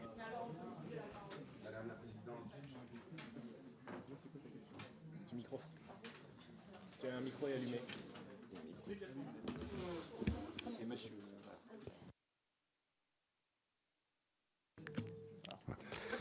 Merci Madame la Présidente, Mesdames Générales. Samedi, nous commémorions le 79e anniversaire de la libération du camp d'Auschwitz, journée internationale de la Shoah en souvenir des 6 millions de Juifs déportés, massacrés, gazés, brûlés dans le silence coupable des nations, mais aussi de la Croix-Rouge. Ce qui fut unique entre 40 et 45, ce fut le délaissement, écrivait Lévinas. À la découverte plus qu'en crime de l'humanité, de l'histoire, Never Again fut le mot d'ordre du monde libre et augurait la création de notre système juridique international qui nous intéresse aujourd'hui. Pourtant, le 7 octobre 2023, des djihadistes palestiniens du Hamas récidivaient en une journée en tuant 1200 civils, massacrés, des femmes violées, souillées, des familles entières décimées, brûlées vives, des enfants décapités, des corps mutilés, des centaines d'entre eux, dont des Français pris en otage, dont des rescapés de 45. En fait, une Shoah en un jour. À la différence des nazis qui cachaient leurs crimes, les djihadistes, eux, les brandissent comme des trophées dans une ostentation du mal. La guerre a été imposée à Israël. Ce n'est pas une vengeance, c'est une justice. La justice face au plus grand pogrom de l'histoire, dont certains nient l'existence, comme les négationnistes d'hier. Israël aujourd'hui doit faire face à ceux qui renversent, comme ici, la charge de l'accusation. Le bourreau devient la victime. Comme à Munich en 1938, des puissances internationales se drapent dans les néonazis. On refuse de voir que le djihadisme qui a défiguré notre pays en France et la France est le nazisme d'hier. 80 ans après la Shoah, la morale internationale déraille. À La Haye, des régimes corrompus et criminogènes donnent des leçons à la seule démocratie du Moyen-Orient. Pendant ce simulacre de procès, on apprend que l'UNRWA, agence de l'ONU, a participé activement au massacre du 7 octobre. On accuse Israël de génocide contre une population qui a quintuplé en 50 ans, alors qu'après la Shoah, le peuple juif en Europe est passé de 9 millions à 3 millions. Silence pour des millions de morts en Syrie, en Afghanistan, au Darfour, au Yémen. Silence sur les familles yézidis, la répression en Iran. Depuis 2015, l'ONU a voté 140 résolutions condamnatoires contre Israël. Près de la moitié. Pourquoi cette obsession des Nations Unies contre le seul et minuscule État juif qui doit lutter pour vivre aujourd'hui sur 7 fronts pour survivre? Pourquoi la Croix-Rouge refuse-t-elle de rendre visite aux otages détenus dont les familles sont sans nouvelles depuis 115 jours? Pourquoi? J'accuse ce système international d'être obsédé par Israël et de la haine du juif. Pourquoi la justice internationale aujourd'hui est infiltrée, manipulée par les mêmes antisémites qui siègent parfois aussi, hélas, sur le siège de notre Assemblée? Merci, pourquoi les ONG collègues. gardent ce silence face aux crimes de l'humanité, madame? Merci. Je crois que la Croix-Rouge est interpellée, donc je vais vous proposer de répondre, Madame Doucet.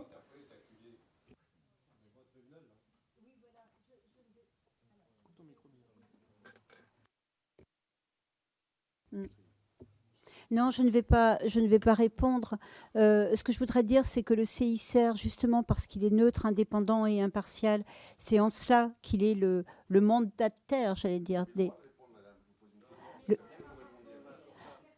On va laisser la parole à l'intervenante par respect pour nos intervenants. Je propose qu'après chaque question, on laisse la parole à l'intervenante. Le CICR et le DIH, d'ailleurs, n'a pour seul parti que celui des victimes, quelles qu'elles soient, où qu'elles soient. Et comme je l'ai dit tout à l'heure, nous discutons et nous dialoguons avec tout le monde, à la fois avec les États, avec les groupes armés non étatiques. Mais nous ne forçons pas la porte, nous ne faisons pas d'ingérence, qu'elle soit humanitaire par exemple, auprès de n'importe qui. Je pourrais en discuter avec vous si vous le souhaitez, mais à un autre moment. Mais il ne faut pas se lancer dans ce type de polémique qui ne fait pas avancer les choses. Le CICR n'est rien à lui seul, il n'est que ce que veulent bien en faire les États et les groupes armés non étatiques, encore une fois, avec lesquels nous dialoguons, et qui, dans bien d'autres cas, mais aussi peut-être dans celui-ci, permettent de faire avancer les choses.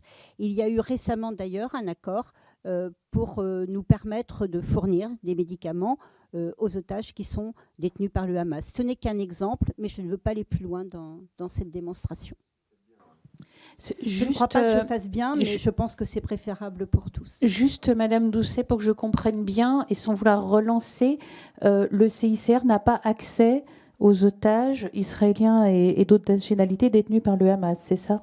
Non, et ce n'est pas faute de négocier et de dialoguer et de demander au Hamas d'avoir accès. La seule chose que je puis encore vous dire, c'est que nous avons, donc, comme vous l'avez rappelé, facilité la libération, puis ensuite le transfert d'un certain nombre d'otages, 150 et quelques, je n'ai plus le nombre exact, et récemment, là, de faciliter aussi l'envoi, encore une fois, de médicaments. Mais vraiment, de manière générale, et sans vouloir se focaliser sur ce conflit-là, de manière générale, tant que les États, les parties au conflit, qu'elles soient étatiques ou non étatiques, n'auront pas compris qu'il faut effectivement laisser la place à des organismes humanitaires neutres, indépendants et impartiaux, comme le CICR, pour intervenir. Un médecin ancien délégué, il est mort maintenant, le premier à être entré à Hiroshima, a écrit un bouquin qui s'appelle « Le troisième combattant ». C'est ce que j'aime bien. J'aime bien cette appellation, le troisième combattant, pour désigner ce que fait le CICR. Mais le CICR ne peut pas forcer les portes. Ça, je crois qu'il faut bien le comprendre. Que les États s'unissent et fassent tout ce qui est en leur possible, et pour qu'ils facilitent, si vous voulez, l'acheminement des secours humanitaires. Je reviens juste un moment. Merci. On a parlé beaucoup de terrorisme. Juste un mot, si vous le permettez. Il faut cesser aussi de prendre les humanitaires. Ce n'est pas trop le cas du CICR, mais ça peut être le cas d'autres. Il faut cesser de prendre les humanitaires pour des délinquants qui ne feraient qu'aider les terroristes, entre guillemets, de n'importe quel groupe armé non étatique. Les humanitaires ne sont pas des délinquants, ce sont des personnes Merci. qui interviennent au service et pour protéger les personnes confrontées à un conflit armé. Merci Madame Doucet, le message est bien reçu. Pour le groupe démocrate et indépendant, Laurence Wichniewski, vous avez la parole pour 2 minutes 30. Merci Madame la Présidente et merci aux intervenants pour leur éclairage. Alors, moi qui ai un assez long passé de magistrat, je me disais que toutes les notions qui ont été évoquées ne doivent pas être évidentes à percevoir immédiatement parce qu'elles sont complexes et que je reconnais parfois me perdre aussi. Je n'évoquerai pas la Cour de justice internationale parce que, vous l'avez dit, Madame, ce n'est pas une cour pénale. Et nous traitons aujourd'hui de crimes qui sont de la compétence de juridiction pénale et vous-même étiez à la tête d'un parquet pénal. Et je préfère revenir à des notions un peu juridiques après les 2 échanges précédents. Alors, je crois que au plan, si ce bilan est à la fois positif, la création de votre pôle est antérieure de très peu à mon départ de la magistrature. Donc, je me dis que des progrès ont été faits, la création de cet office central aussi. Donc, il y a au moins cette prise de conscience, et même si les moyens sont insuffisants, j'ai connu une période où la compétence universelle, par exemple, c'était une notion qui n'avait absolument pas cours. Alors, malgré ces progrès, le bilan en général de la justice pénale internationale est assez mitigé, mais pour des raisons, je dirais, déjà politiques. Structurellement, des États comme la Russie, les États-Unis, la Chine n'ont pas ratifié le statut de Rome. Donc, évidemment, la portée est plus limitée de cette juridiction de la Cour pénale internationale. Par ailleurs, il y a aussi un rapport de force au sein du Conseil de sécurité qui parfois empêche le déferrement d'agissements répréhensibles devant la CPI. Et je pense à Pékin et Moscou qui avaient bloqué en 2014 un projet de résolution qui tendait à déférer des crimes commis en Syrie. Alors, je vais très vite sur ma conclusion, encore que je pourrais prétendre à 3 minutes, peut-être aussi. Mais s'agissant de la question que je voudrais vous poser, elle a trait à cette compétence universelle dont on a parlé et qui est un concept nouveau. Est-ce que vous pensez, malgré les difficultés de preuve, et peut-être vous développerez aussi là-dessus, et des difficultés qui tiennent aussi à la protection des droits de la défense, est-ce que ça peut être une réponse complémentaire à l'intervention de la Cour pénale internationale, elle-même limitée par des considérations politiques? Alors, qui veut répondre? Madame De Vos. Oui, merci pour votre question. Alors, cette compétence universelle, elle peut être complémentaire, je dirais même plus qu'elle doit être complémentaire. Elle a le devoir d'être complémentaire. Parce que, alors, si les tribunaux ad hoc avaient une primauté, ça n'empêchait pas, sur les États, ça n'empêchait pas qu'on puisse avoir des dossiers. Aujourd'hui, la Cour pénale internationale, il y a un concept de complémentarité. Alors, cette complémentarité, c'est avec les États sur les territoires desquels les crimes ont été commis. Donc, la justice doit aussi agir. La Cour l'a beaucoup impulsé en Guinée, en Colombie. On sait que les États se sont saisis finalement de la poursuite de ces crimes sur les lieux. Et puis, il y a tous ces États qui appliquent la compétence universelle. Bien sûr que ça doit être complémentaire. On comprend très bien que la Cour pénale internationale ne peut viser que les plus hauts responsables et que c'est très limité. Ce sont quelques personnes en 20 ans qui ont pu être traduites devant la Cour et répondre de leurs actes.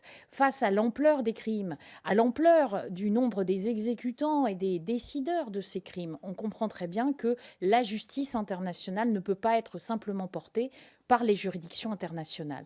Donc c'est en effet complémentaire.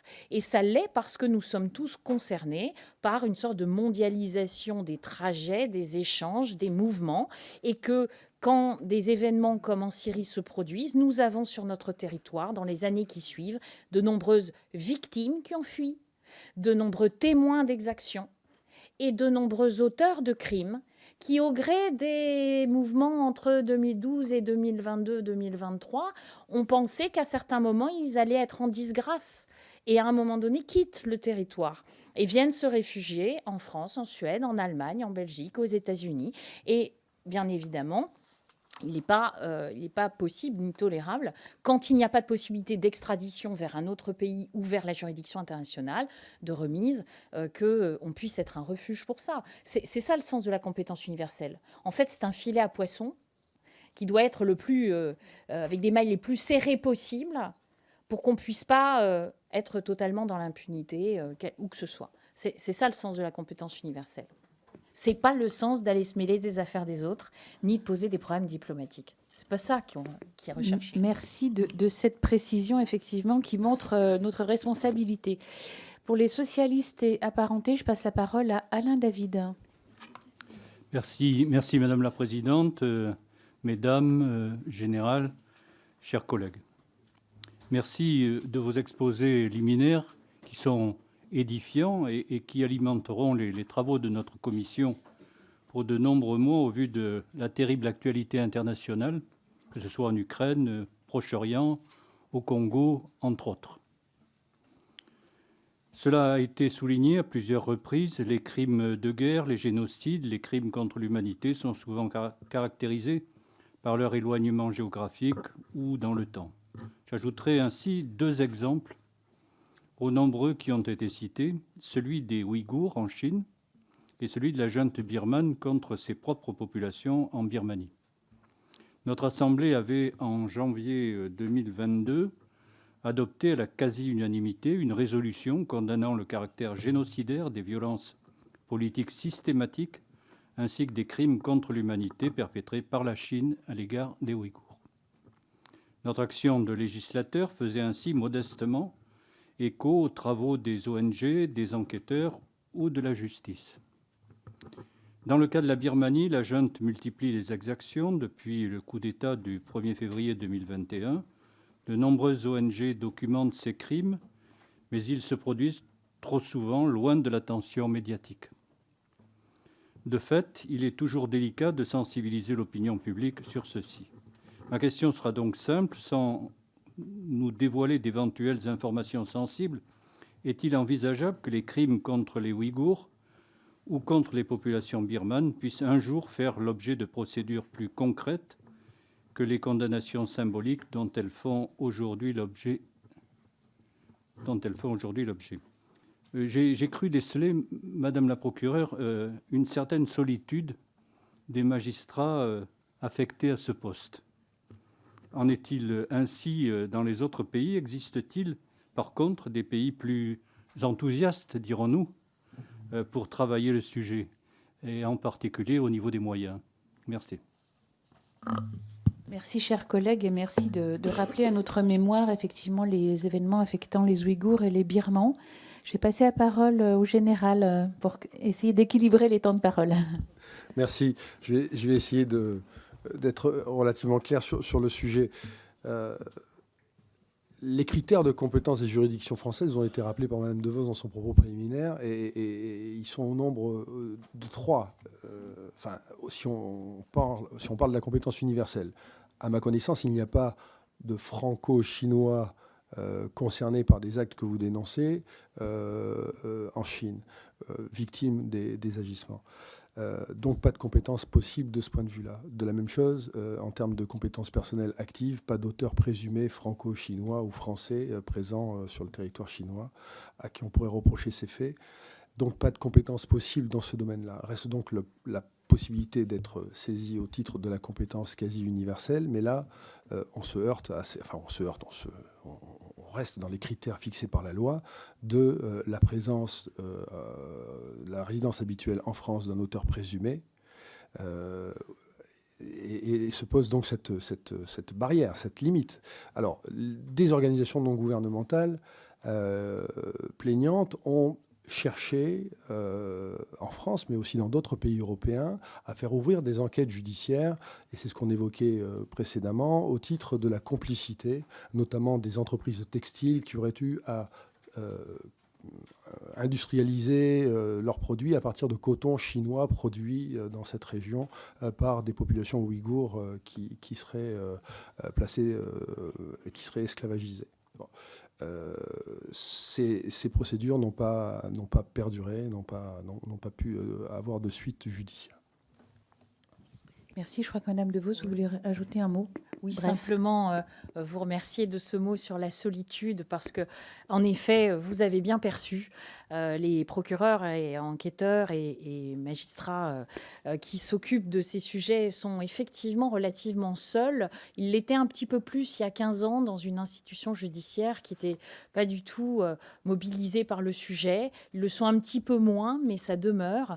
Et c'est aussi le cas parfois dans d'autres États. Et ce réseau génocide qui nous regroupe tous nous fait percevoir que dans chacun des États concernés, finalement, ce n'est pas forcément la première des priorités, pas toujours, parce que bien évidemment, chacun se concentre sur ses affaires dites plus intérieures et plus immédiates. Donc bien sûr, un peu de solitude, évidemment. Merci. Je vais passer la parole pour Horizon et Apparentés à la députée Stéphanie Cochert. Merci Madame la Présidente, Mesdames Générales. Je souhaitais à mon tour revenir sur la situation au Haut-Karabakh.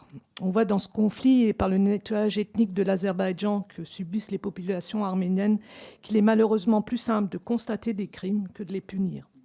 En effet, fuyant les bombes et l'avancée des troupes azerbaïdjanaises, plus de 100 000 Arméniens du Haut-Karabakh ont ainsi fui en quelques jours vers la République d'Arménie voisine. Le nettoyage ethnique en cours, amorcé pendant la guerre de 2020, est le résultat d'une stratégie délibérée visant à éliminer la présence arménienne au Haut-Karabakh.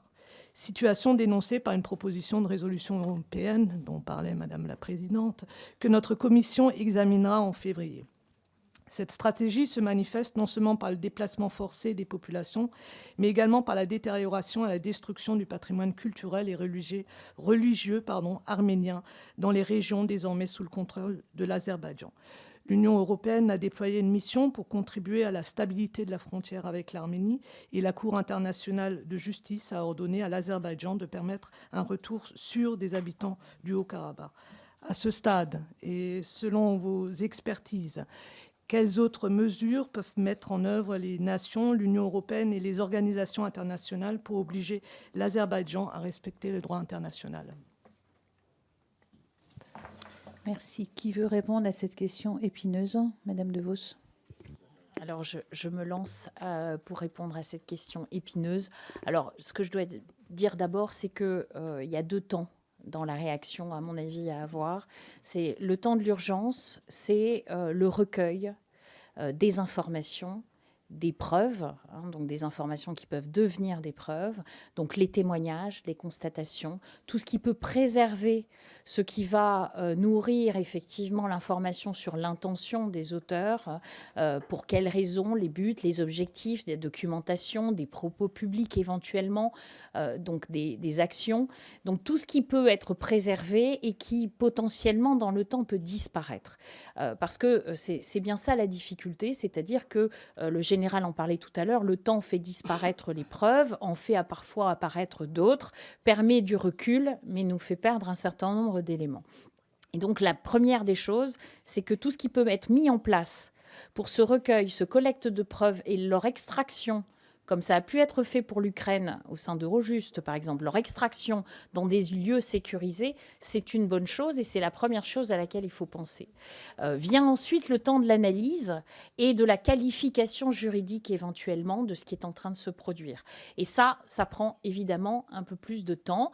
Donc, en réalité, les choses qui peuvent être mises en place, c'est surtout une réaction à l'urgence pour peut-être approcher des personnes qui ont été victimes, qui ont été témoins, recueillir le maximum de choses. Donc au sein de l'Union européenne, il y a peut-être des choses à faire, au sein des Nations unies aussi, pour essayer de figer un certain nombre d'éléments. C'est la réponse que je peux à ce stade vous apporter, qui me semble la plus pertinente.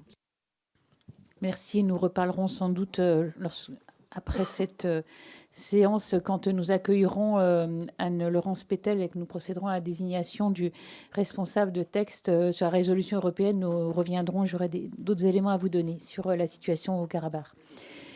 Je vais passer la parole pour la gauche démocrate et républicaine à Jean-Paul Lecoq, notre vice-président. Merci, Madame la Présidente. J'aurais trop de choses à vous dire. Je ne peux pas le dire. Mais je vais faire un peu à la Prévert. Le premier aspect, c'est que, d'abord, à la Croix-Rouge, j'aimerais lui dire je vous attends avec impatience dans les territoires occupés du Sahara occidental, puisque on espère qu'un jour la Croix-Rouge s'intéresse à ce sujet-là. Je voudrais dire sur les questions des organisations internationales de solidarité, moi, l'agence de l'ONU qui a eu en son sein 10, 15, peut-être 20 criminels qui se sont associés au 7 octobre, je pense qu'elle a déjà réagi et je pense que ces criminels doivent être jugés et punis. Justice doit être rendue aux victimes du 7 octobre. Mais ce n'est pas toute l'agence. Ça veut dire que les milliers de personnes qui travaillent dans cette agence-là, on ne peut pas les considérer comme des criminels. Les 160 qui ont été tués, assassinés dans la bande de Gaza, on ne peut pas les considérer tous comme des criminels. Et donc il faut être prudent sur la façon dont on juge. Madame De Vos, vous avez parlé des verrous, de ces verrous qui protègent quelque part, parfois, les auteurs de crimes de guerre lorsqu'ils viennent dans notre pays, lorsqu'ils traversent notre pays, et qu'on ne peut pas forcément, vous avez parlé de mailles du filet, j'ai l'impression que ces verrous ont donné à la France des grandes mailles du filet qui fait que ce type de poissons peuvent passer au travers. Et vous êtes dans la commission qui a voté, je crois, à l'unanimité de mémoire, le fait que ces verrous n'étaient pas bons et qu'il fallait ne pas les mettre. Et que c'était la commission des lois, puis le Sénat, qui ont, eux, considéré que ces verrous devaient être respectés. Donc nous, ici, enfin, en tout cas, moi, j'y étais à l'époque, on est complètement d'accord avec vous et on pense qu'il aurait fallu que la France soit plus dure dans son droit pour justement pouvoir arrêter les auteurs de crimes de guerre ou de crimes contre l'humanité. Moi, j'avais dit à un Premier ministre israélien, après l'opération Plomb Durci, que j'espérais que le jour où il mettra les pieds dans mon pays, il soit arrêté pour être jugé pour les crimes de guerre à l'occasion de cette opération Plomb Durci. Je dirais la même chose aujourd'hui à Benjamin Netanyahou si je le voyais, pour lui dire, vous devrez aussi, si vous mettez les pieds, et je dirais la même chose aux criminels et à ceux qui ont commandité les crimes du 7 octobre. On laisse parler l'orateur, il vous reste quelques dizaines de secondes. Ah non, puisqu'on n'a pas de dynamique pour pouvoir parler. Donc je vais laisser comme ça. Je pense que les Républicains sont les maîtres de cette commission et ce n'est pas vous, Madame la Présidente, et c'est vraiment dommage. Donc vous avez dit un certain nombre de choses sur le Sahara occidental, sur l'UNRWA, sur la levée des verrous et sur vos expressions fortes sur des responsables israéliens. Donc je pense que votre parole a été entendue. Je vais demander à nos intervenants de répondre. L'exercice est difficile, hein, mais qui veut répondre peut-être sur le Sahara occidental pour commencer? Non. Sur les autres thèmes. Alors j'y vais. Alors les verrous, j'aime pas tellement cette expression. C'est pas une expression de juriste. Je dirais c'est plutôt donc je vous la laisse. Moi je dirais des conditions.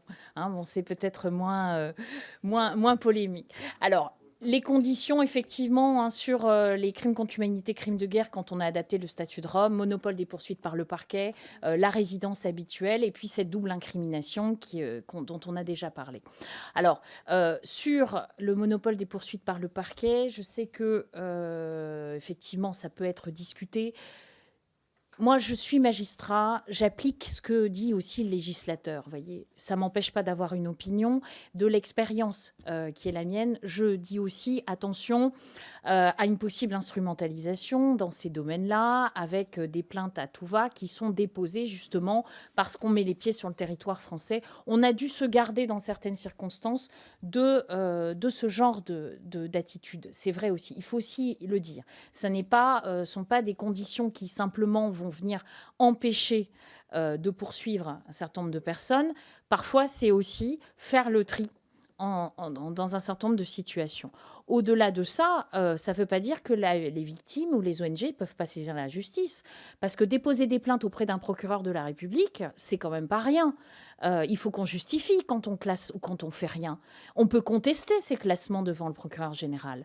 Donc c'est vrai que c'est pas des constitutions de partie civile devant des juges d'instruction, mais ça n'est pas non plus une absence d'accès à la justice.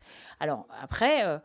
effectivement, ça, c'est un choix politique du législateur. Sur la question de la résidence habituelle, simplement une remarque sur la différence entre présence et résidence.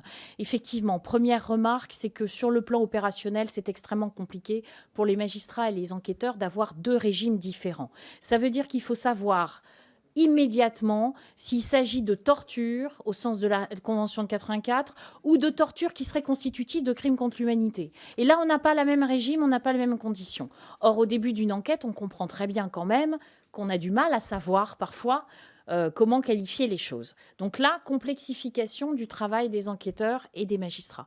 Deuxième remarque très rapidement, c'est que sur le fondement de la présence, aucune arrestation ou aucune action judiciaire n'aura lieu si quelqu'un vient sur le territoire français pendant 2 jours. Qui accepterait qu'on place en garde à vue une personne sur le fondement d'allégations dans la presse ou même d'une plainte qui est déposée avec des témoignages qui n'ont pas été pris, d'enquête qui n'a pas été faite? En réalité, c'est un critère qui n'a pu trouver à s'appliquer que de manière extrêmement résiduelle quand des enquêtes avaient déjà eu lieu, étaient déjà en cours et que les personnes font des allers-retours, comme dans le cas de Lumbala en RDC qui a pu être réarrêté. Voilà. Merci pour ces précisions très importantes. Dernière orateur au titre des non-inscrits, Madame Véronique Besse, vous avez 2 minutes 30. Merci beaucoup. Merci à vous trois pour votre présence ce matin et vos interventions très intéressantes. Des sujets graves, évidemment, qu'il faut aborder impérativement vu le contexte international. Et les situations propices à de tels crimes semblent se multiplier. Et votre travail d'enquête et de mise en lumière des actes commis est vraiment très important. J'avais 2 questions, mais en fait, il y en a une à laquelle vous avez répondu, concerne l'Arménie. Donc, j'en ai plus qu'une. Il s'agit, je voudrais aborder la question des chrétiens dans le monde. La première concerne donc l'index de persécution des chrétiens 2023, publié courant janvier par l'ONG Portes Ouvertes. On y apprend que les violences commises dans le monde contre les chrétiens ont augmenté de 22% en 10 ans. Un chrétien sur 7 est fortement persécuté et discriminé en raison de sa foi, soit 360 millions de personnes à travers le monde. Il y a un nombre record d'églises ciblées. On en parle de 10 000 églises, par exemple, en Chine. Et environ 13 chrétiens sont tués en moyenne par jour. 78 pays sont pointés du doigt pour ces actes de persécution et certains détiennent de tristes records. 4 125 chrétiens sont détenus dans le monde, dont la moitié en Inde. 3 300 chrétiens ont été kidnappés au Nigeria. D'ailleurs, le Nigeria comptabilise à lui seul 82% des chrétiens tués en raison de leur foi, soit plus de 4000 personnes. Dernier grand drame en date, le massacre de 200 chrétiens au moment de Noël dernier. Meurtre, emprisonnement, persécution pour des motifs d'ordre religieux, disparition forcée, beaucoup de caractéristiques de crimes contre l'humanité dans ces actes, d'autant plus que ces crimes sont bien souvent commis en temps de paix, tant et si bien qu'on puisse parler de paix, évidemment, dans le cadre de ces crimes. Alors, quelle est, dès lors, la position de la justice internationale et du CIRC sur ces crimes ciblés contre une population en raison de sa foi et général, l'Office travaille-t-il sur ce sujet et des mesures sont-elles prises concernant tout particulièrement le Nigeria où les actes antichrétiens sont beaucoup plus nombreux? Merci, madame. Monsieur... Général, vous voulez répondre, allez-y. Alors, non, on n'a pas de dossier ouvert concernant des attaques de chrétiens au Nigeria, simplement pour les raisons que j'évoquais précédemment relatives aux Ouïghours, c'est-à-dire que les critères de compétence de juridiction française ne sont pas nécessairement remplis. C'est ce qui fait la différence. L'aspect religieux des victimes est peut-être un critère qui justifie les persécutions, entre guillemets, dont ils font l'objet dans le pays dont ils sont originaires. Et ça peut évidemment entraîner une qualification pénale des faits particulière en fonction des preuves qui sont recueillies. Mais à ce stade, il n'y a pas d'enquête ouverte en France concernant des faits relatifs à des persécutions de religieux et de chrétiens en particulier. Ça n'intéresse hélas personne. Hélas. Alors, Madame De Vos, peut-être vous pouvez ajouter. On va laisser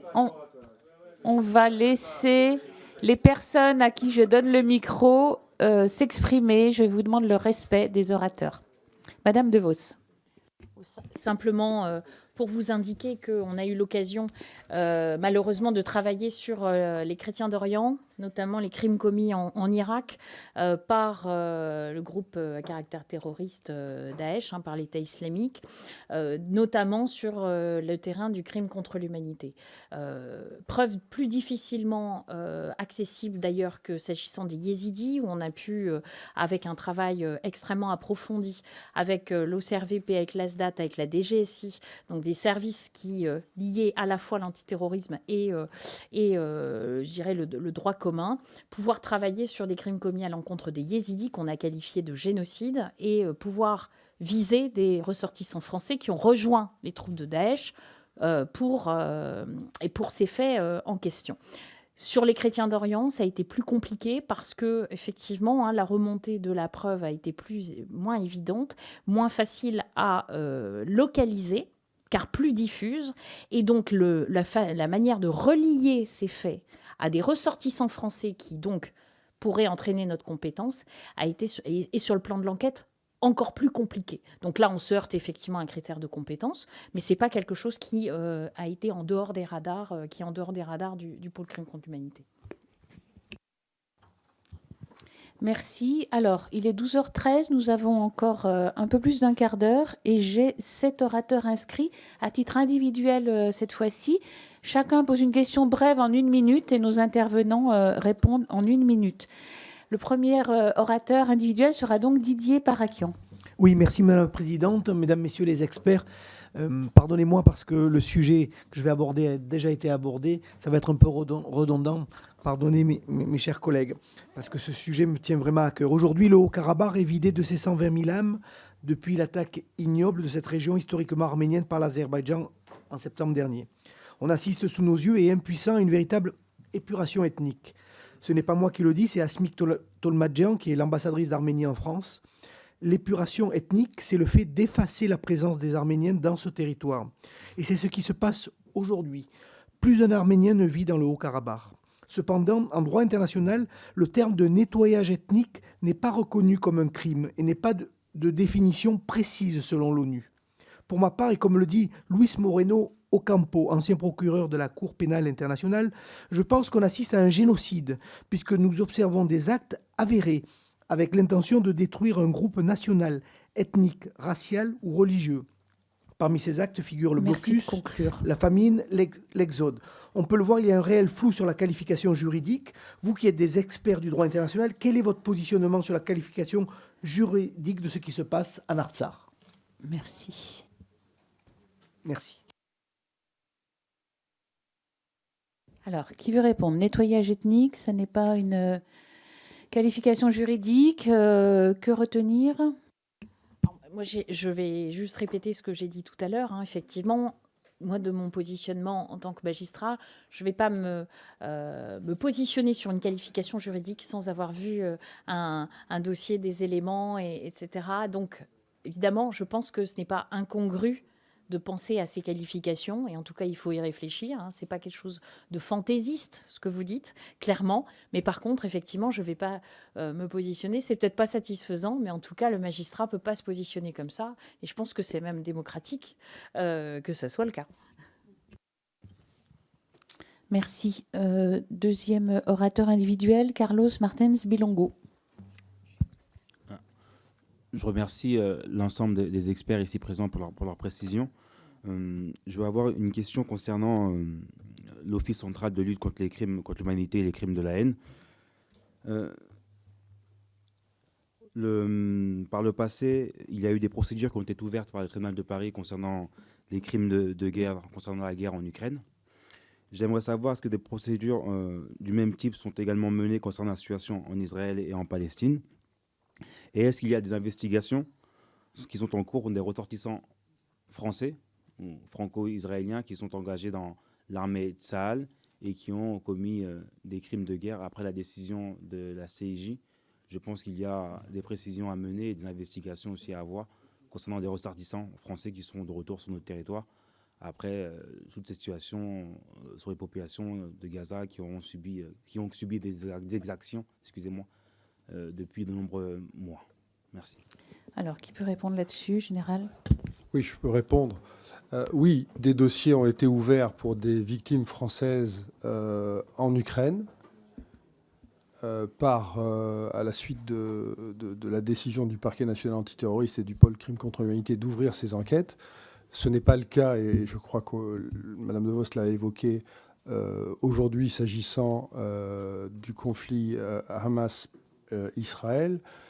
Il y a une enquête ouverte pour les faits du 7 octobre, mais qui a été confiée à des services spécialisés en matière de terrorisme. C'était le premier temps.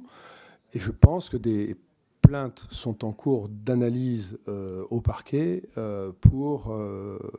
notamment dans le cadre de victimes potentielles franco-palestiniennes. Voilà ce que je peux vous dire.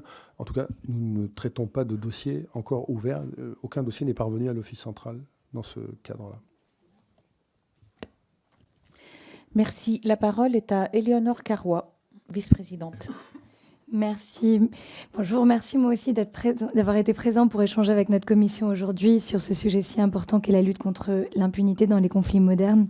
Moi, je souhaiterais aborder une situation qu'on n'a pas encore évoquée, qui est celle du Nicaragua, où le président Daniel Ortega et son épouse Rosario Murillo ont instauré un pouvoir dictatorial et violent. En avril 2018, une série de réformes de la sécurité sociale ont entraîné des manifestations dans tout le pays avec un bilan extrêmement lourd, près de 500 morts, 4000 blessés et plus de 1200 détentions arbitraires.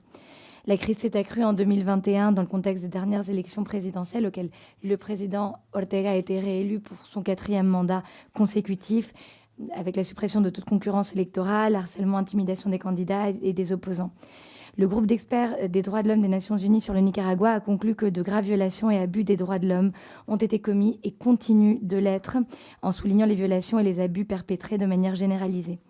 Malgré les recommandations régulières du groupe d'experts et de la communauté internationale, la situation ne s'améliore pas et le pays s'est progressivement isolé sur la scène internationale. Ma question est: quelle est la limite de la définition du crime contre l'humanité s'il reste impuni?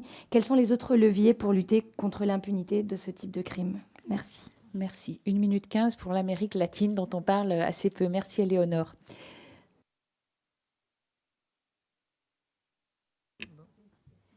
Alors, oui, c'est alors, comme le dit effectivement Ghislaine, ce n'est pas une situation de conflit armé, donc le CICR n'est pas concerné. Pour vous répondre sur la qualification de crime contre l'humanité, ce sont des crimes qui sont commis dans le cadre d'attaques généralisées et systématiques à l'encontre de la population civile. Donc pour pouvoir les qualifier ainsi, c'est cela qu'il faut démontrer, le caractère généralisé, le caractère systématique contre la population civile. Alors il n'y a pas de procédures qui sont parvenues jusqu'aux juridictions françaises. Je crois que effectivement, ça pourrait être le cas dans l'absolu. Si un dignitaire venait sur le territoire français, il pourrait y avoir une plainte qui serait analysée. Alors, je ne sais pas ce qu'on en ferait, mais ça serait pas incongru, ça serait pas impossible. Par contre, simplement une précision, les chefs d'État en exercice, devant les juridictions nationales, peuvent arguer d'une immunité des chefs d'État en exercice. Ce qui n'est pas le cas devant la Cour pénale internationale. C'est quand même la nuance et une limite, donc, à la compétence universelle par rapport à ce qui se fait devant la CPI. Merci. Le 4e orateur est Monsieur Alexis Joly, pour 1 minute. Merci, Madame la Présidente, Mesdames, Général. La communauté internationale est dotée de nombreuses organisations dénonçant et visant à prévenir les exactions contre les minorités chrétiennes et religieuses, ethniques et religieuses. Pourtant, depuis des décennies, les chrétiens subissent régulièrement des persécutions allant jusqu'au nettoyage ethnique d'un grand nombre de pays d'Afrique, du Moyen-Orient, d'Asie, d'Amérique du Sud, et ce, la plupart du temps, dans le silence le plus total. Et l'ONG Porte Ouverte, d'après elle, 360 millions de chrétiens ont vécu en 2023 dans un contexte de persécution et de discrimination massive. Et là, on ne parle pas de voir son CV écarté par un recruteur, mais de devoir se cacher sous peine d'emprisonnement, de voir sa maison brûlée ou d'être torturé, voire massacré avec toute sa famille. Donc le temps me manque pour énoncer toutes les exactions dont les chrétiens ont été victimes et continuent d'être des victimes un peu partout, mais je donnerai quand même un seul chiffre. Il y a un siècle, un habitant sur 4 du Moyen-Orient était chrétien. Aujourd'hui, c'est 1 sur 30. Et donc, ma question vient compléter celle de Madame Besse. Je souhaite comprendre pourquoi le silence général autour de cette situation et pourquoi il est considéré comme politiquement incorrect de mettre ce sujet sur la table. Je vous remercie. Merci. Alors, les chrétiens, à nouveau.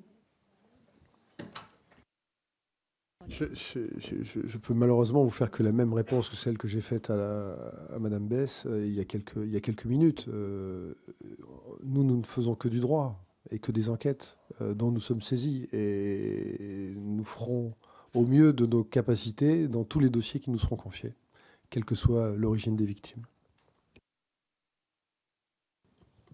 Merci. J'ai encore 2 orateurs, puisqu'il semble que Ercilia Soudé ne soit pas là. Donc c'est Frédéric Sgainski pour 1 minute, s'il vous plaît. Merci, Madame la Présidente. Mesdames Générales, merci pour votre présentation. Vous avez présenté la création de tribunaux ad hoc ou encore la mise en place de la Cour pénale internationale qui participe à la recherche de justice. Toutefois, cette recherche de justice rencontre bien des obstacles, comme par exemple le refus d'extradition, la prescription ou la promulgation de lois d'amnistie. Je voudrais revenir sur le cas particulier de la Biélorussie, où le gouvernement d'Alexandre Loukachenko mène une politique autoritaire répressive depuis des années à l'encontre de l'opposition, mais s'est aussi rendu coupable de soutenir la Russie dans l'évasion illégale du territoire ukrainien et de déporter des mineurs ukrainiens sur le sol biélorusse. Par ailleurs, M. Loukachenko s'est accordé tout récemment, le 4 janvier dernier, l'immunité à vie contre toute poursuite judiciaire. Dès lors, dans ces circonstances, comment les instances internationales et nationales vont-elles pouvoir agir pour rendre la justice en cas de transition démocratique et avec ces lois qui sont votées dans ces pays? Je vous remercie. Et je vais faire une exception à la règle en donnant la parole à Frédéric Petit, qui est président du groupe d'études à vocation internationale Biélorussie. Vous avez un package de Frédéric, de Modem et de Bélarus pour finir. Moi, je voulais vous revenir sur un sujet beaucoup plus... D'abord, quelque chose qui marche. Je rappelle quand même à tous mes collègues que Poutine n'a pas pu aller en Afrique du Sud, parce que sinon, il aurait été arrêté. Il y a des fois, ça marche. Je reviens sur quelque chose qui me touche personnellement et qu'on n'a pas trop abordé, sur la compétence universelle. Je parle de connaissances, même d'amis bélarusses, donc je complète la question de mon collègue Frédéric, qui sont exilés et qui sont menacés de mort aujourd'hui, ici, dans cette... voilà. Et certains me parlent, me disent, mais je voudrais faire jouer la compétence universelle. Je sais que certains essayent. Je voudrais savoir comment ça se passe. Ça n'a pas été trop abordé, c'est-à-dire que la présence de la victime est là, le crime est encore en cours, puisqu'une menace de mort, c'est une menace de mort. Et comment la compétence universelle se met en œuvre? Est-ce que c'est vous? Comment ça avance? Voilà, j'attends votre réponse à ces précisions. Éventuellement, évidemment, ça complète la parole de mon collègue qui est aussi au groupe. Alors, Biélorussie, que répondre? Juste une précision par rapport effectivement à la première question sur la Biélorussie qui serait complice de crimes commis par Poutine et qui font l'objet du mandat d'arrêt contre la ministre aussi qui était chargée de l'enfance, mandat d'arrêt de la Cour pénale internationale pour spécifiquement la déportation des enfants ukrainiens.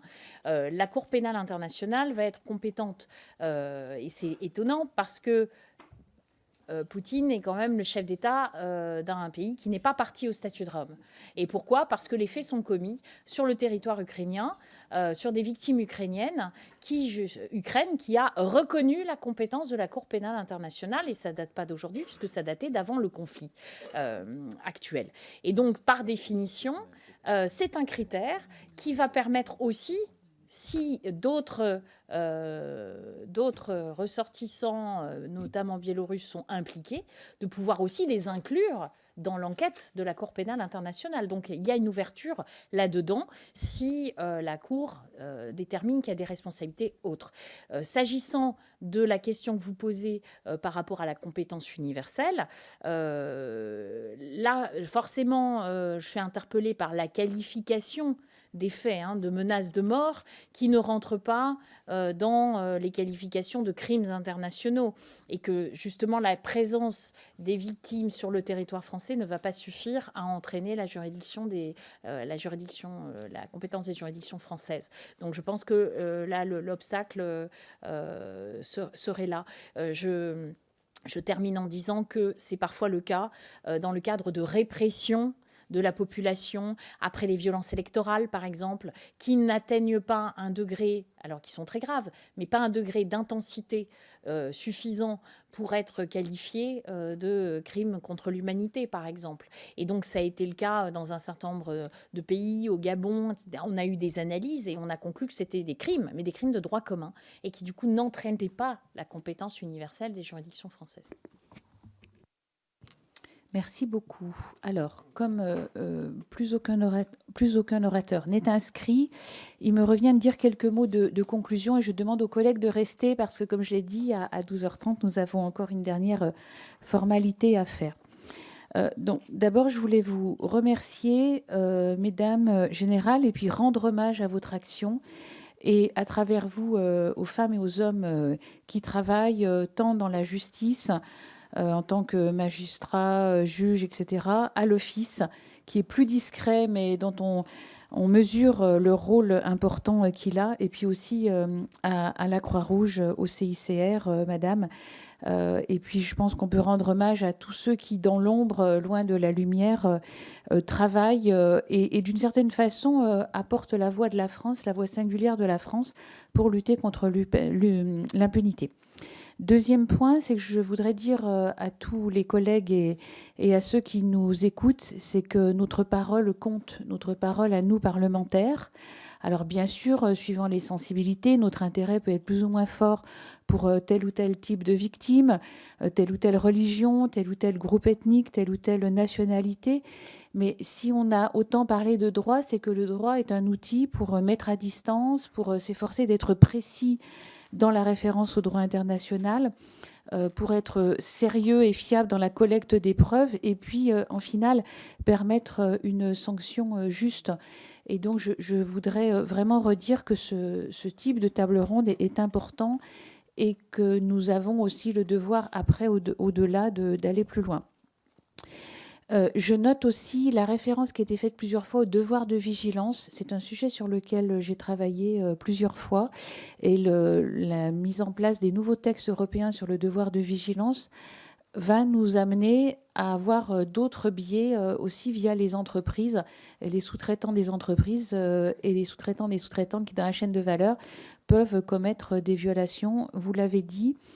Mais au-delà, j'ai noté votre proposition, votre suggestion d'agir sur les verrous restants, en particulier, mais pas que, la question de la résidence habituelle ou de la présence.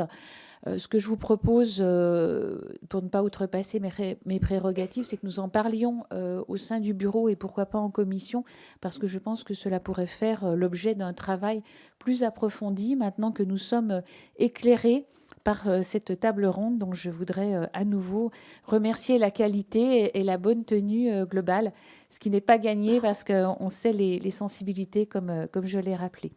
Donc merci à vous à nouveau, merci aux collègues. Il est 12h29 et quelques secondes, donc nous allons pouvoir enchaîner sur la suite. Mais je voudrais vous remercier et puis donc je vous invite à quitter, ou alors vous pouvez... Bon, et je peux enchaîner, paraît-il, mais sinon, je vous vois dans quelques minutes pour vous remercier à nouveau plus informellement. Donc, mes chers collègues, avant de lever cette séance, nous devons procéder à la nomination d'un ou d'une rapporteure sur la proposition de résolution européenne visant à dénoncer le nettoyage ethnique des populations arméniennes du Haut-Karabakh par l'Azerbaïdjan et à exiger le respect de l'intégrité territoriale de la République d'Arménie, donc résolution numéro 2071. Comme vous en avez l'habitude, sur la base des délibérations de notre bureau, j'ai été saisie à cet effet de la candidature de Madame Anne-Laurence Pétel, ici présente, au nom du groupe Renaissance.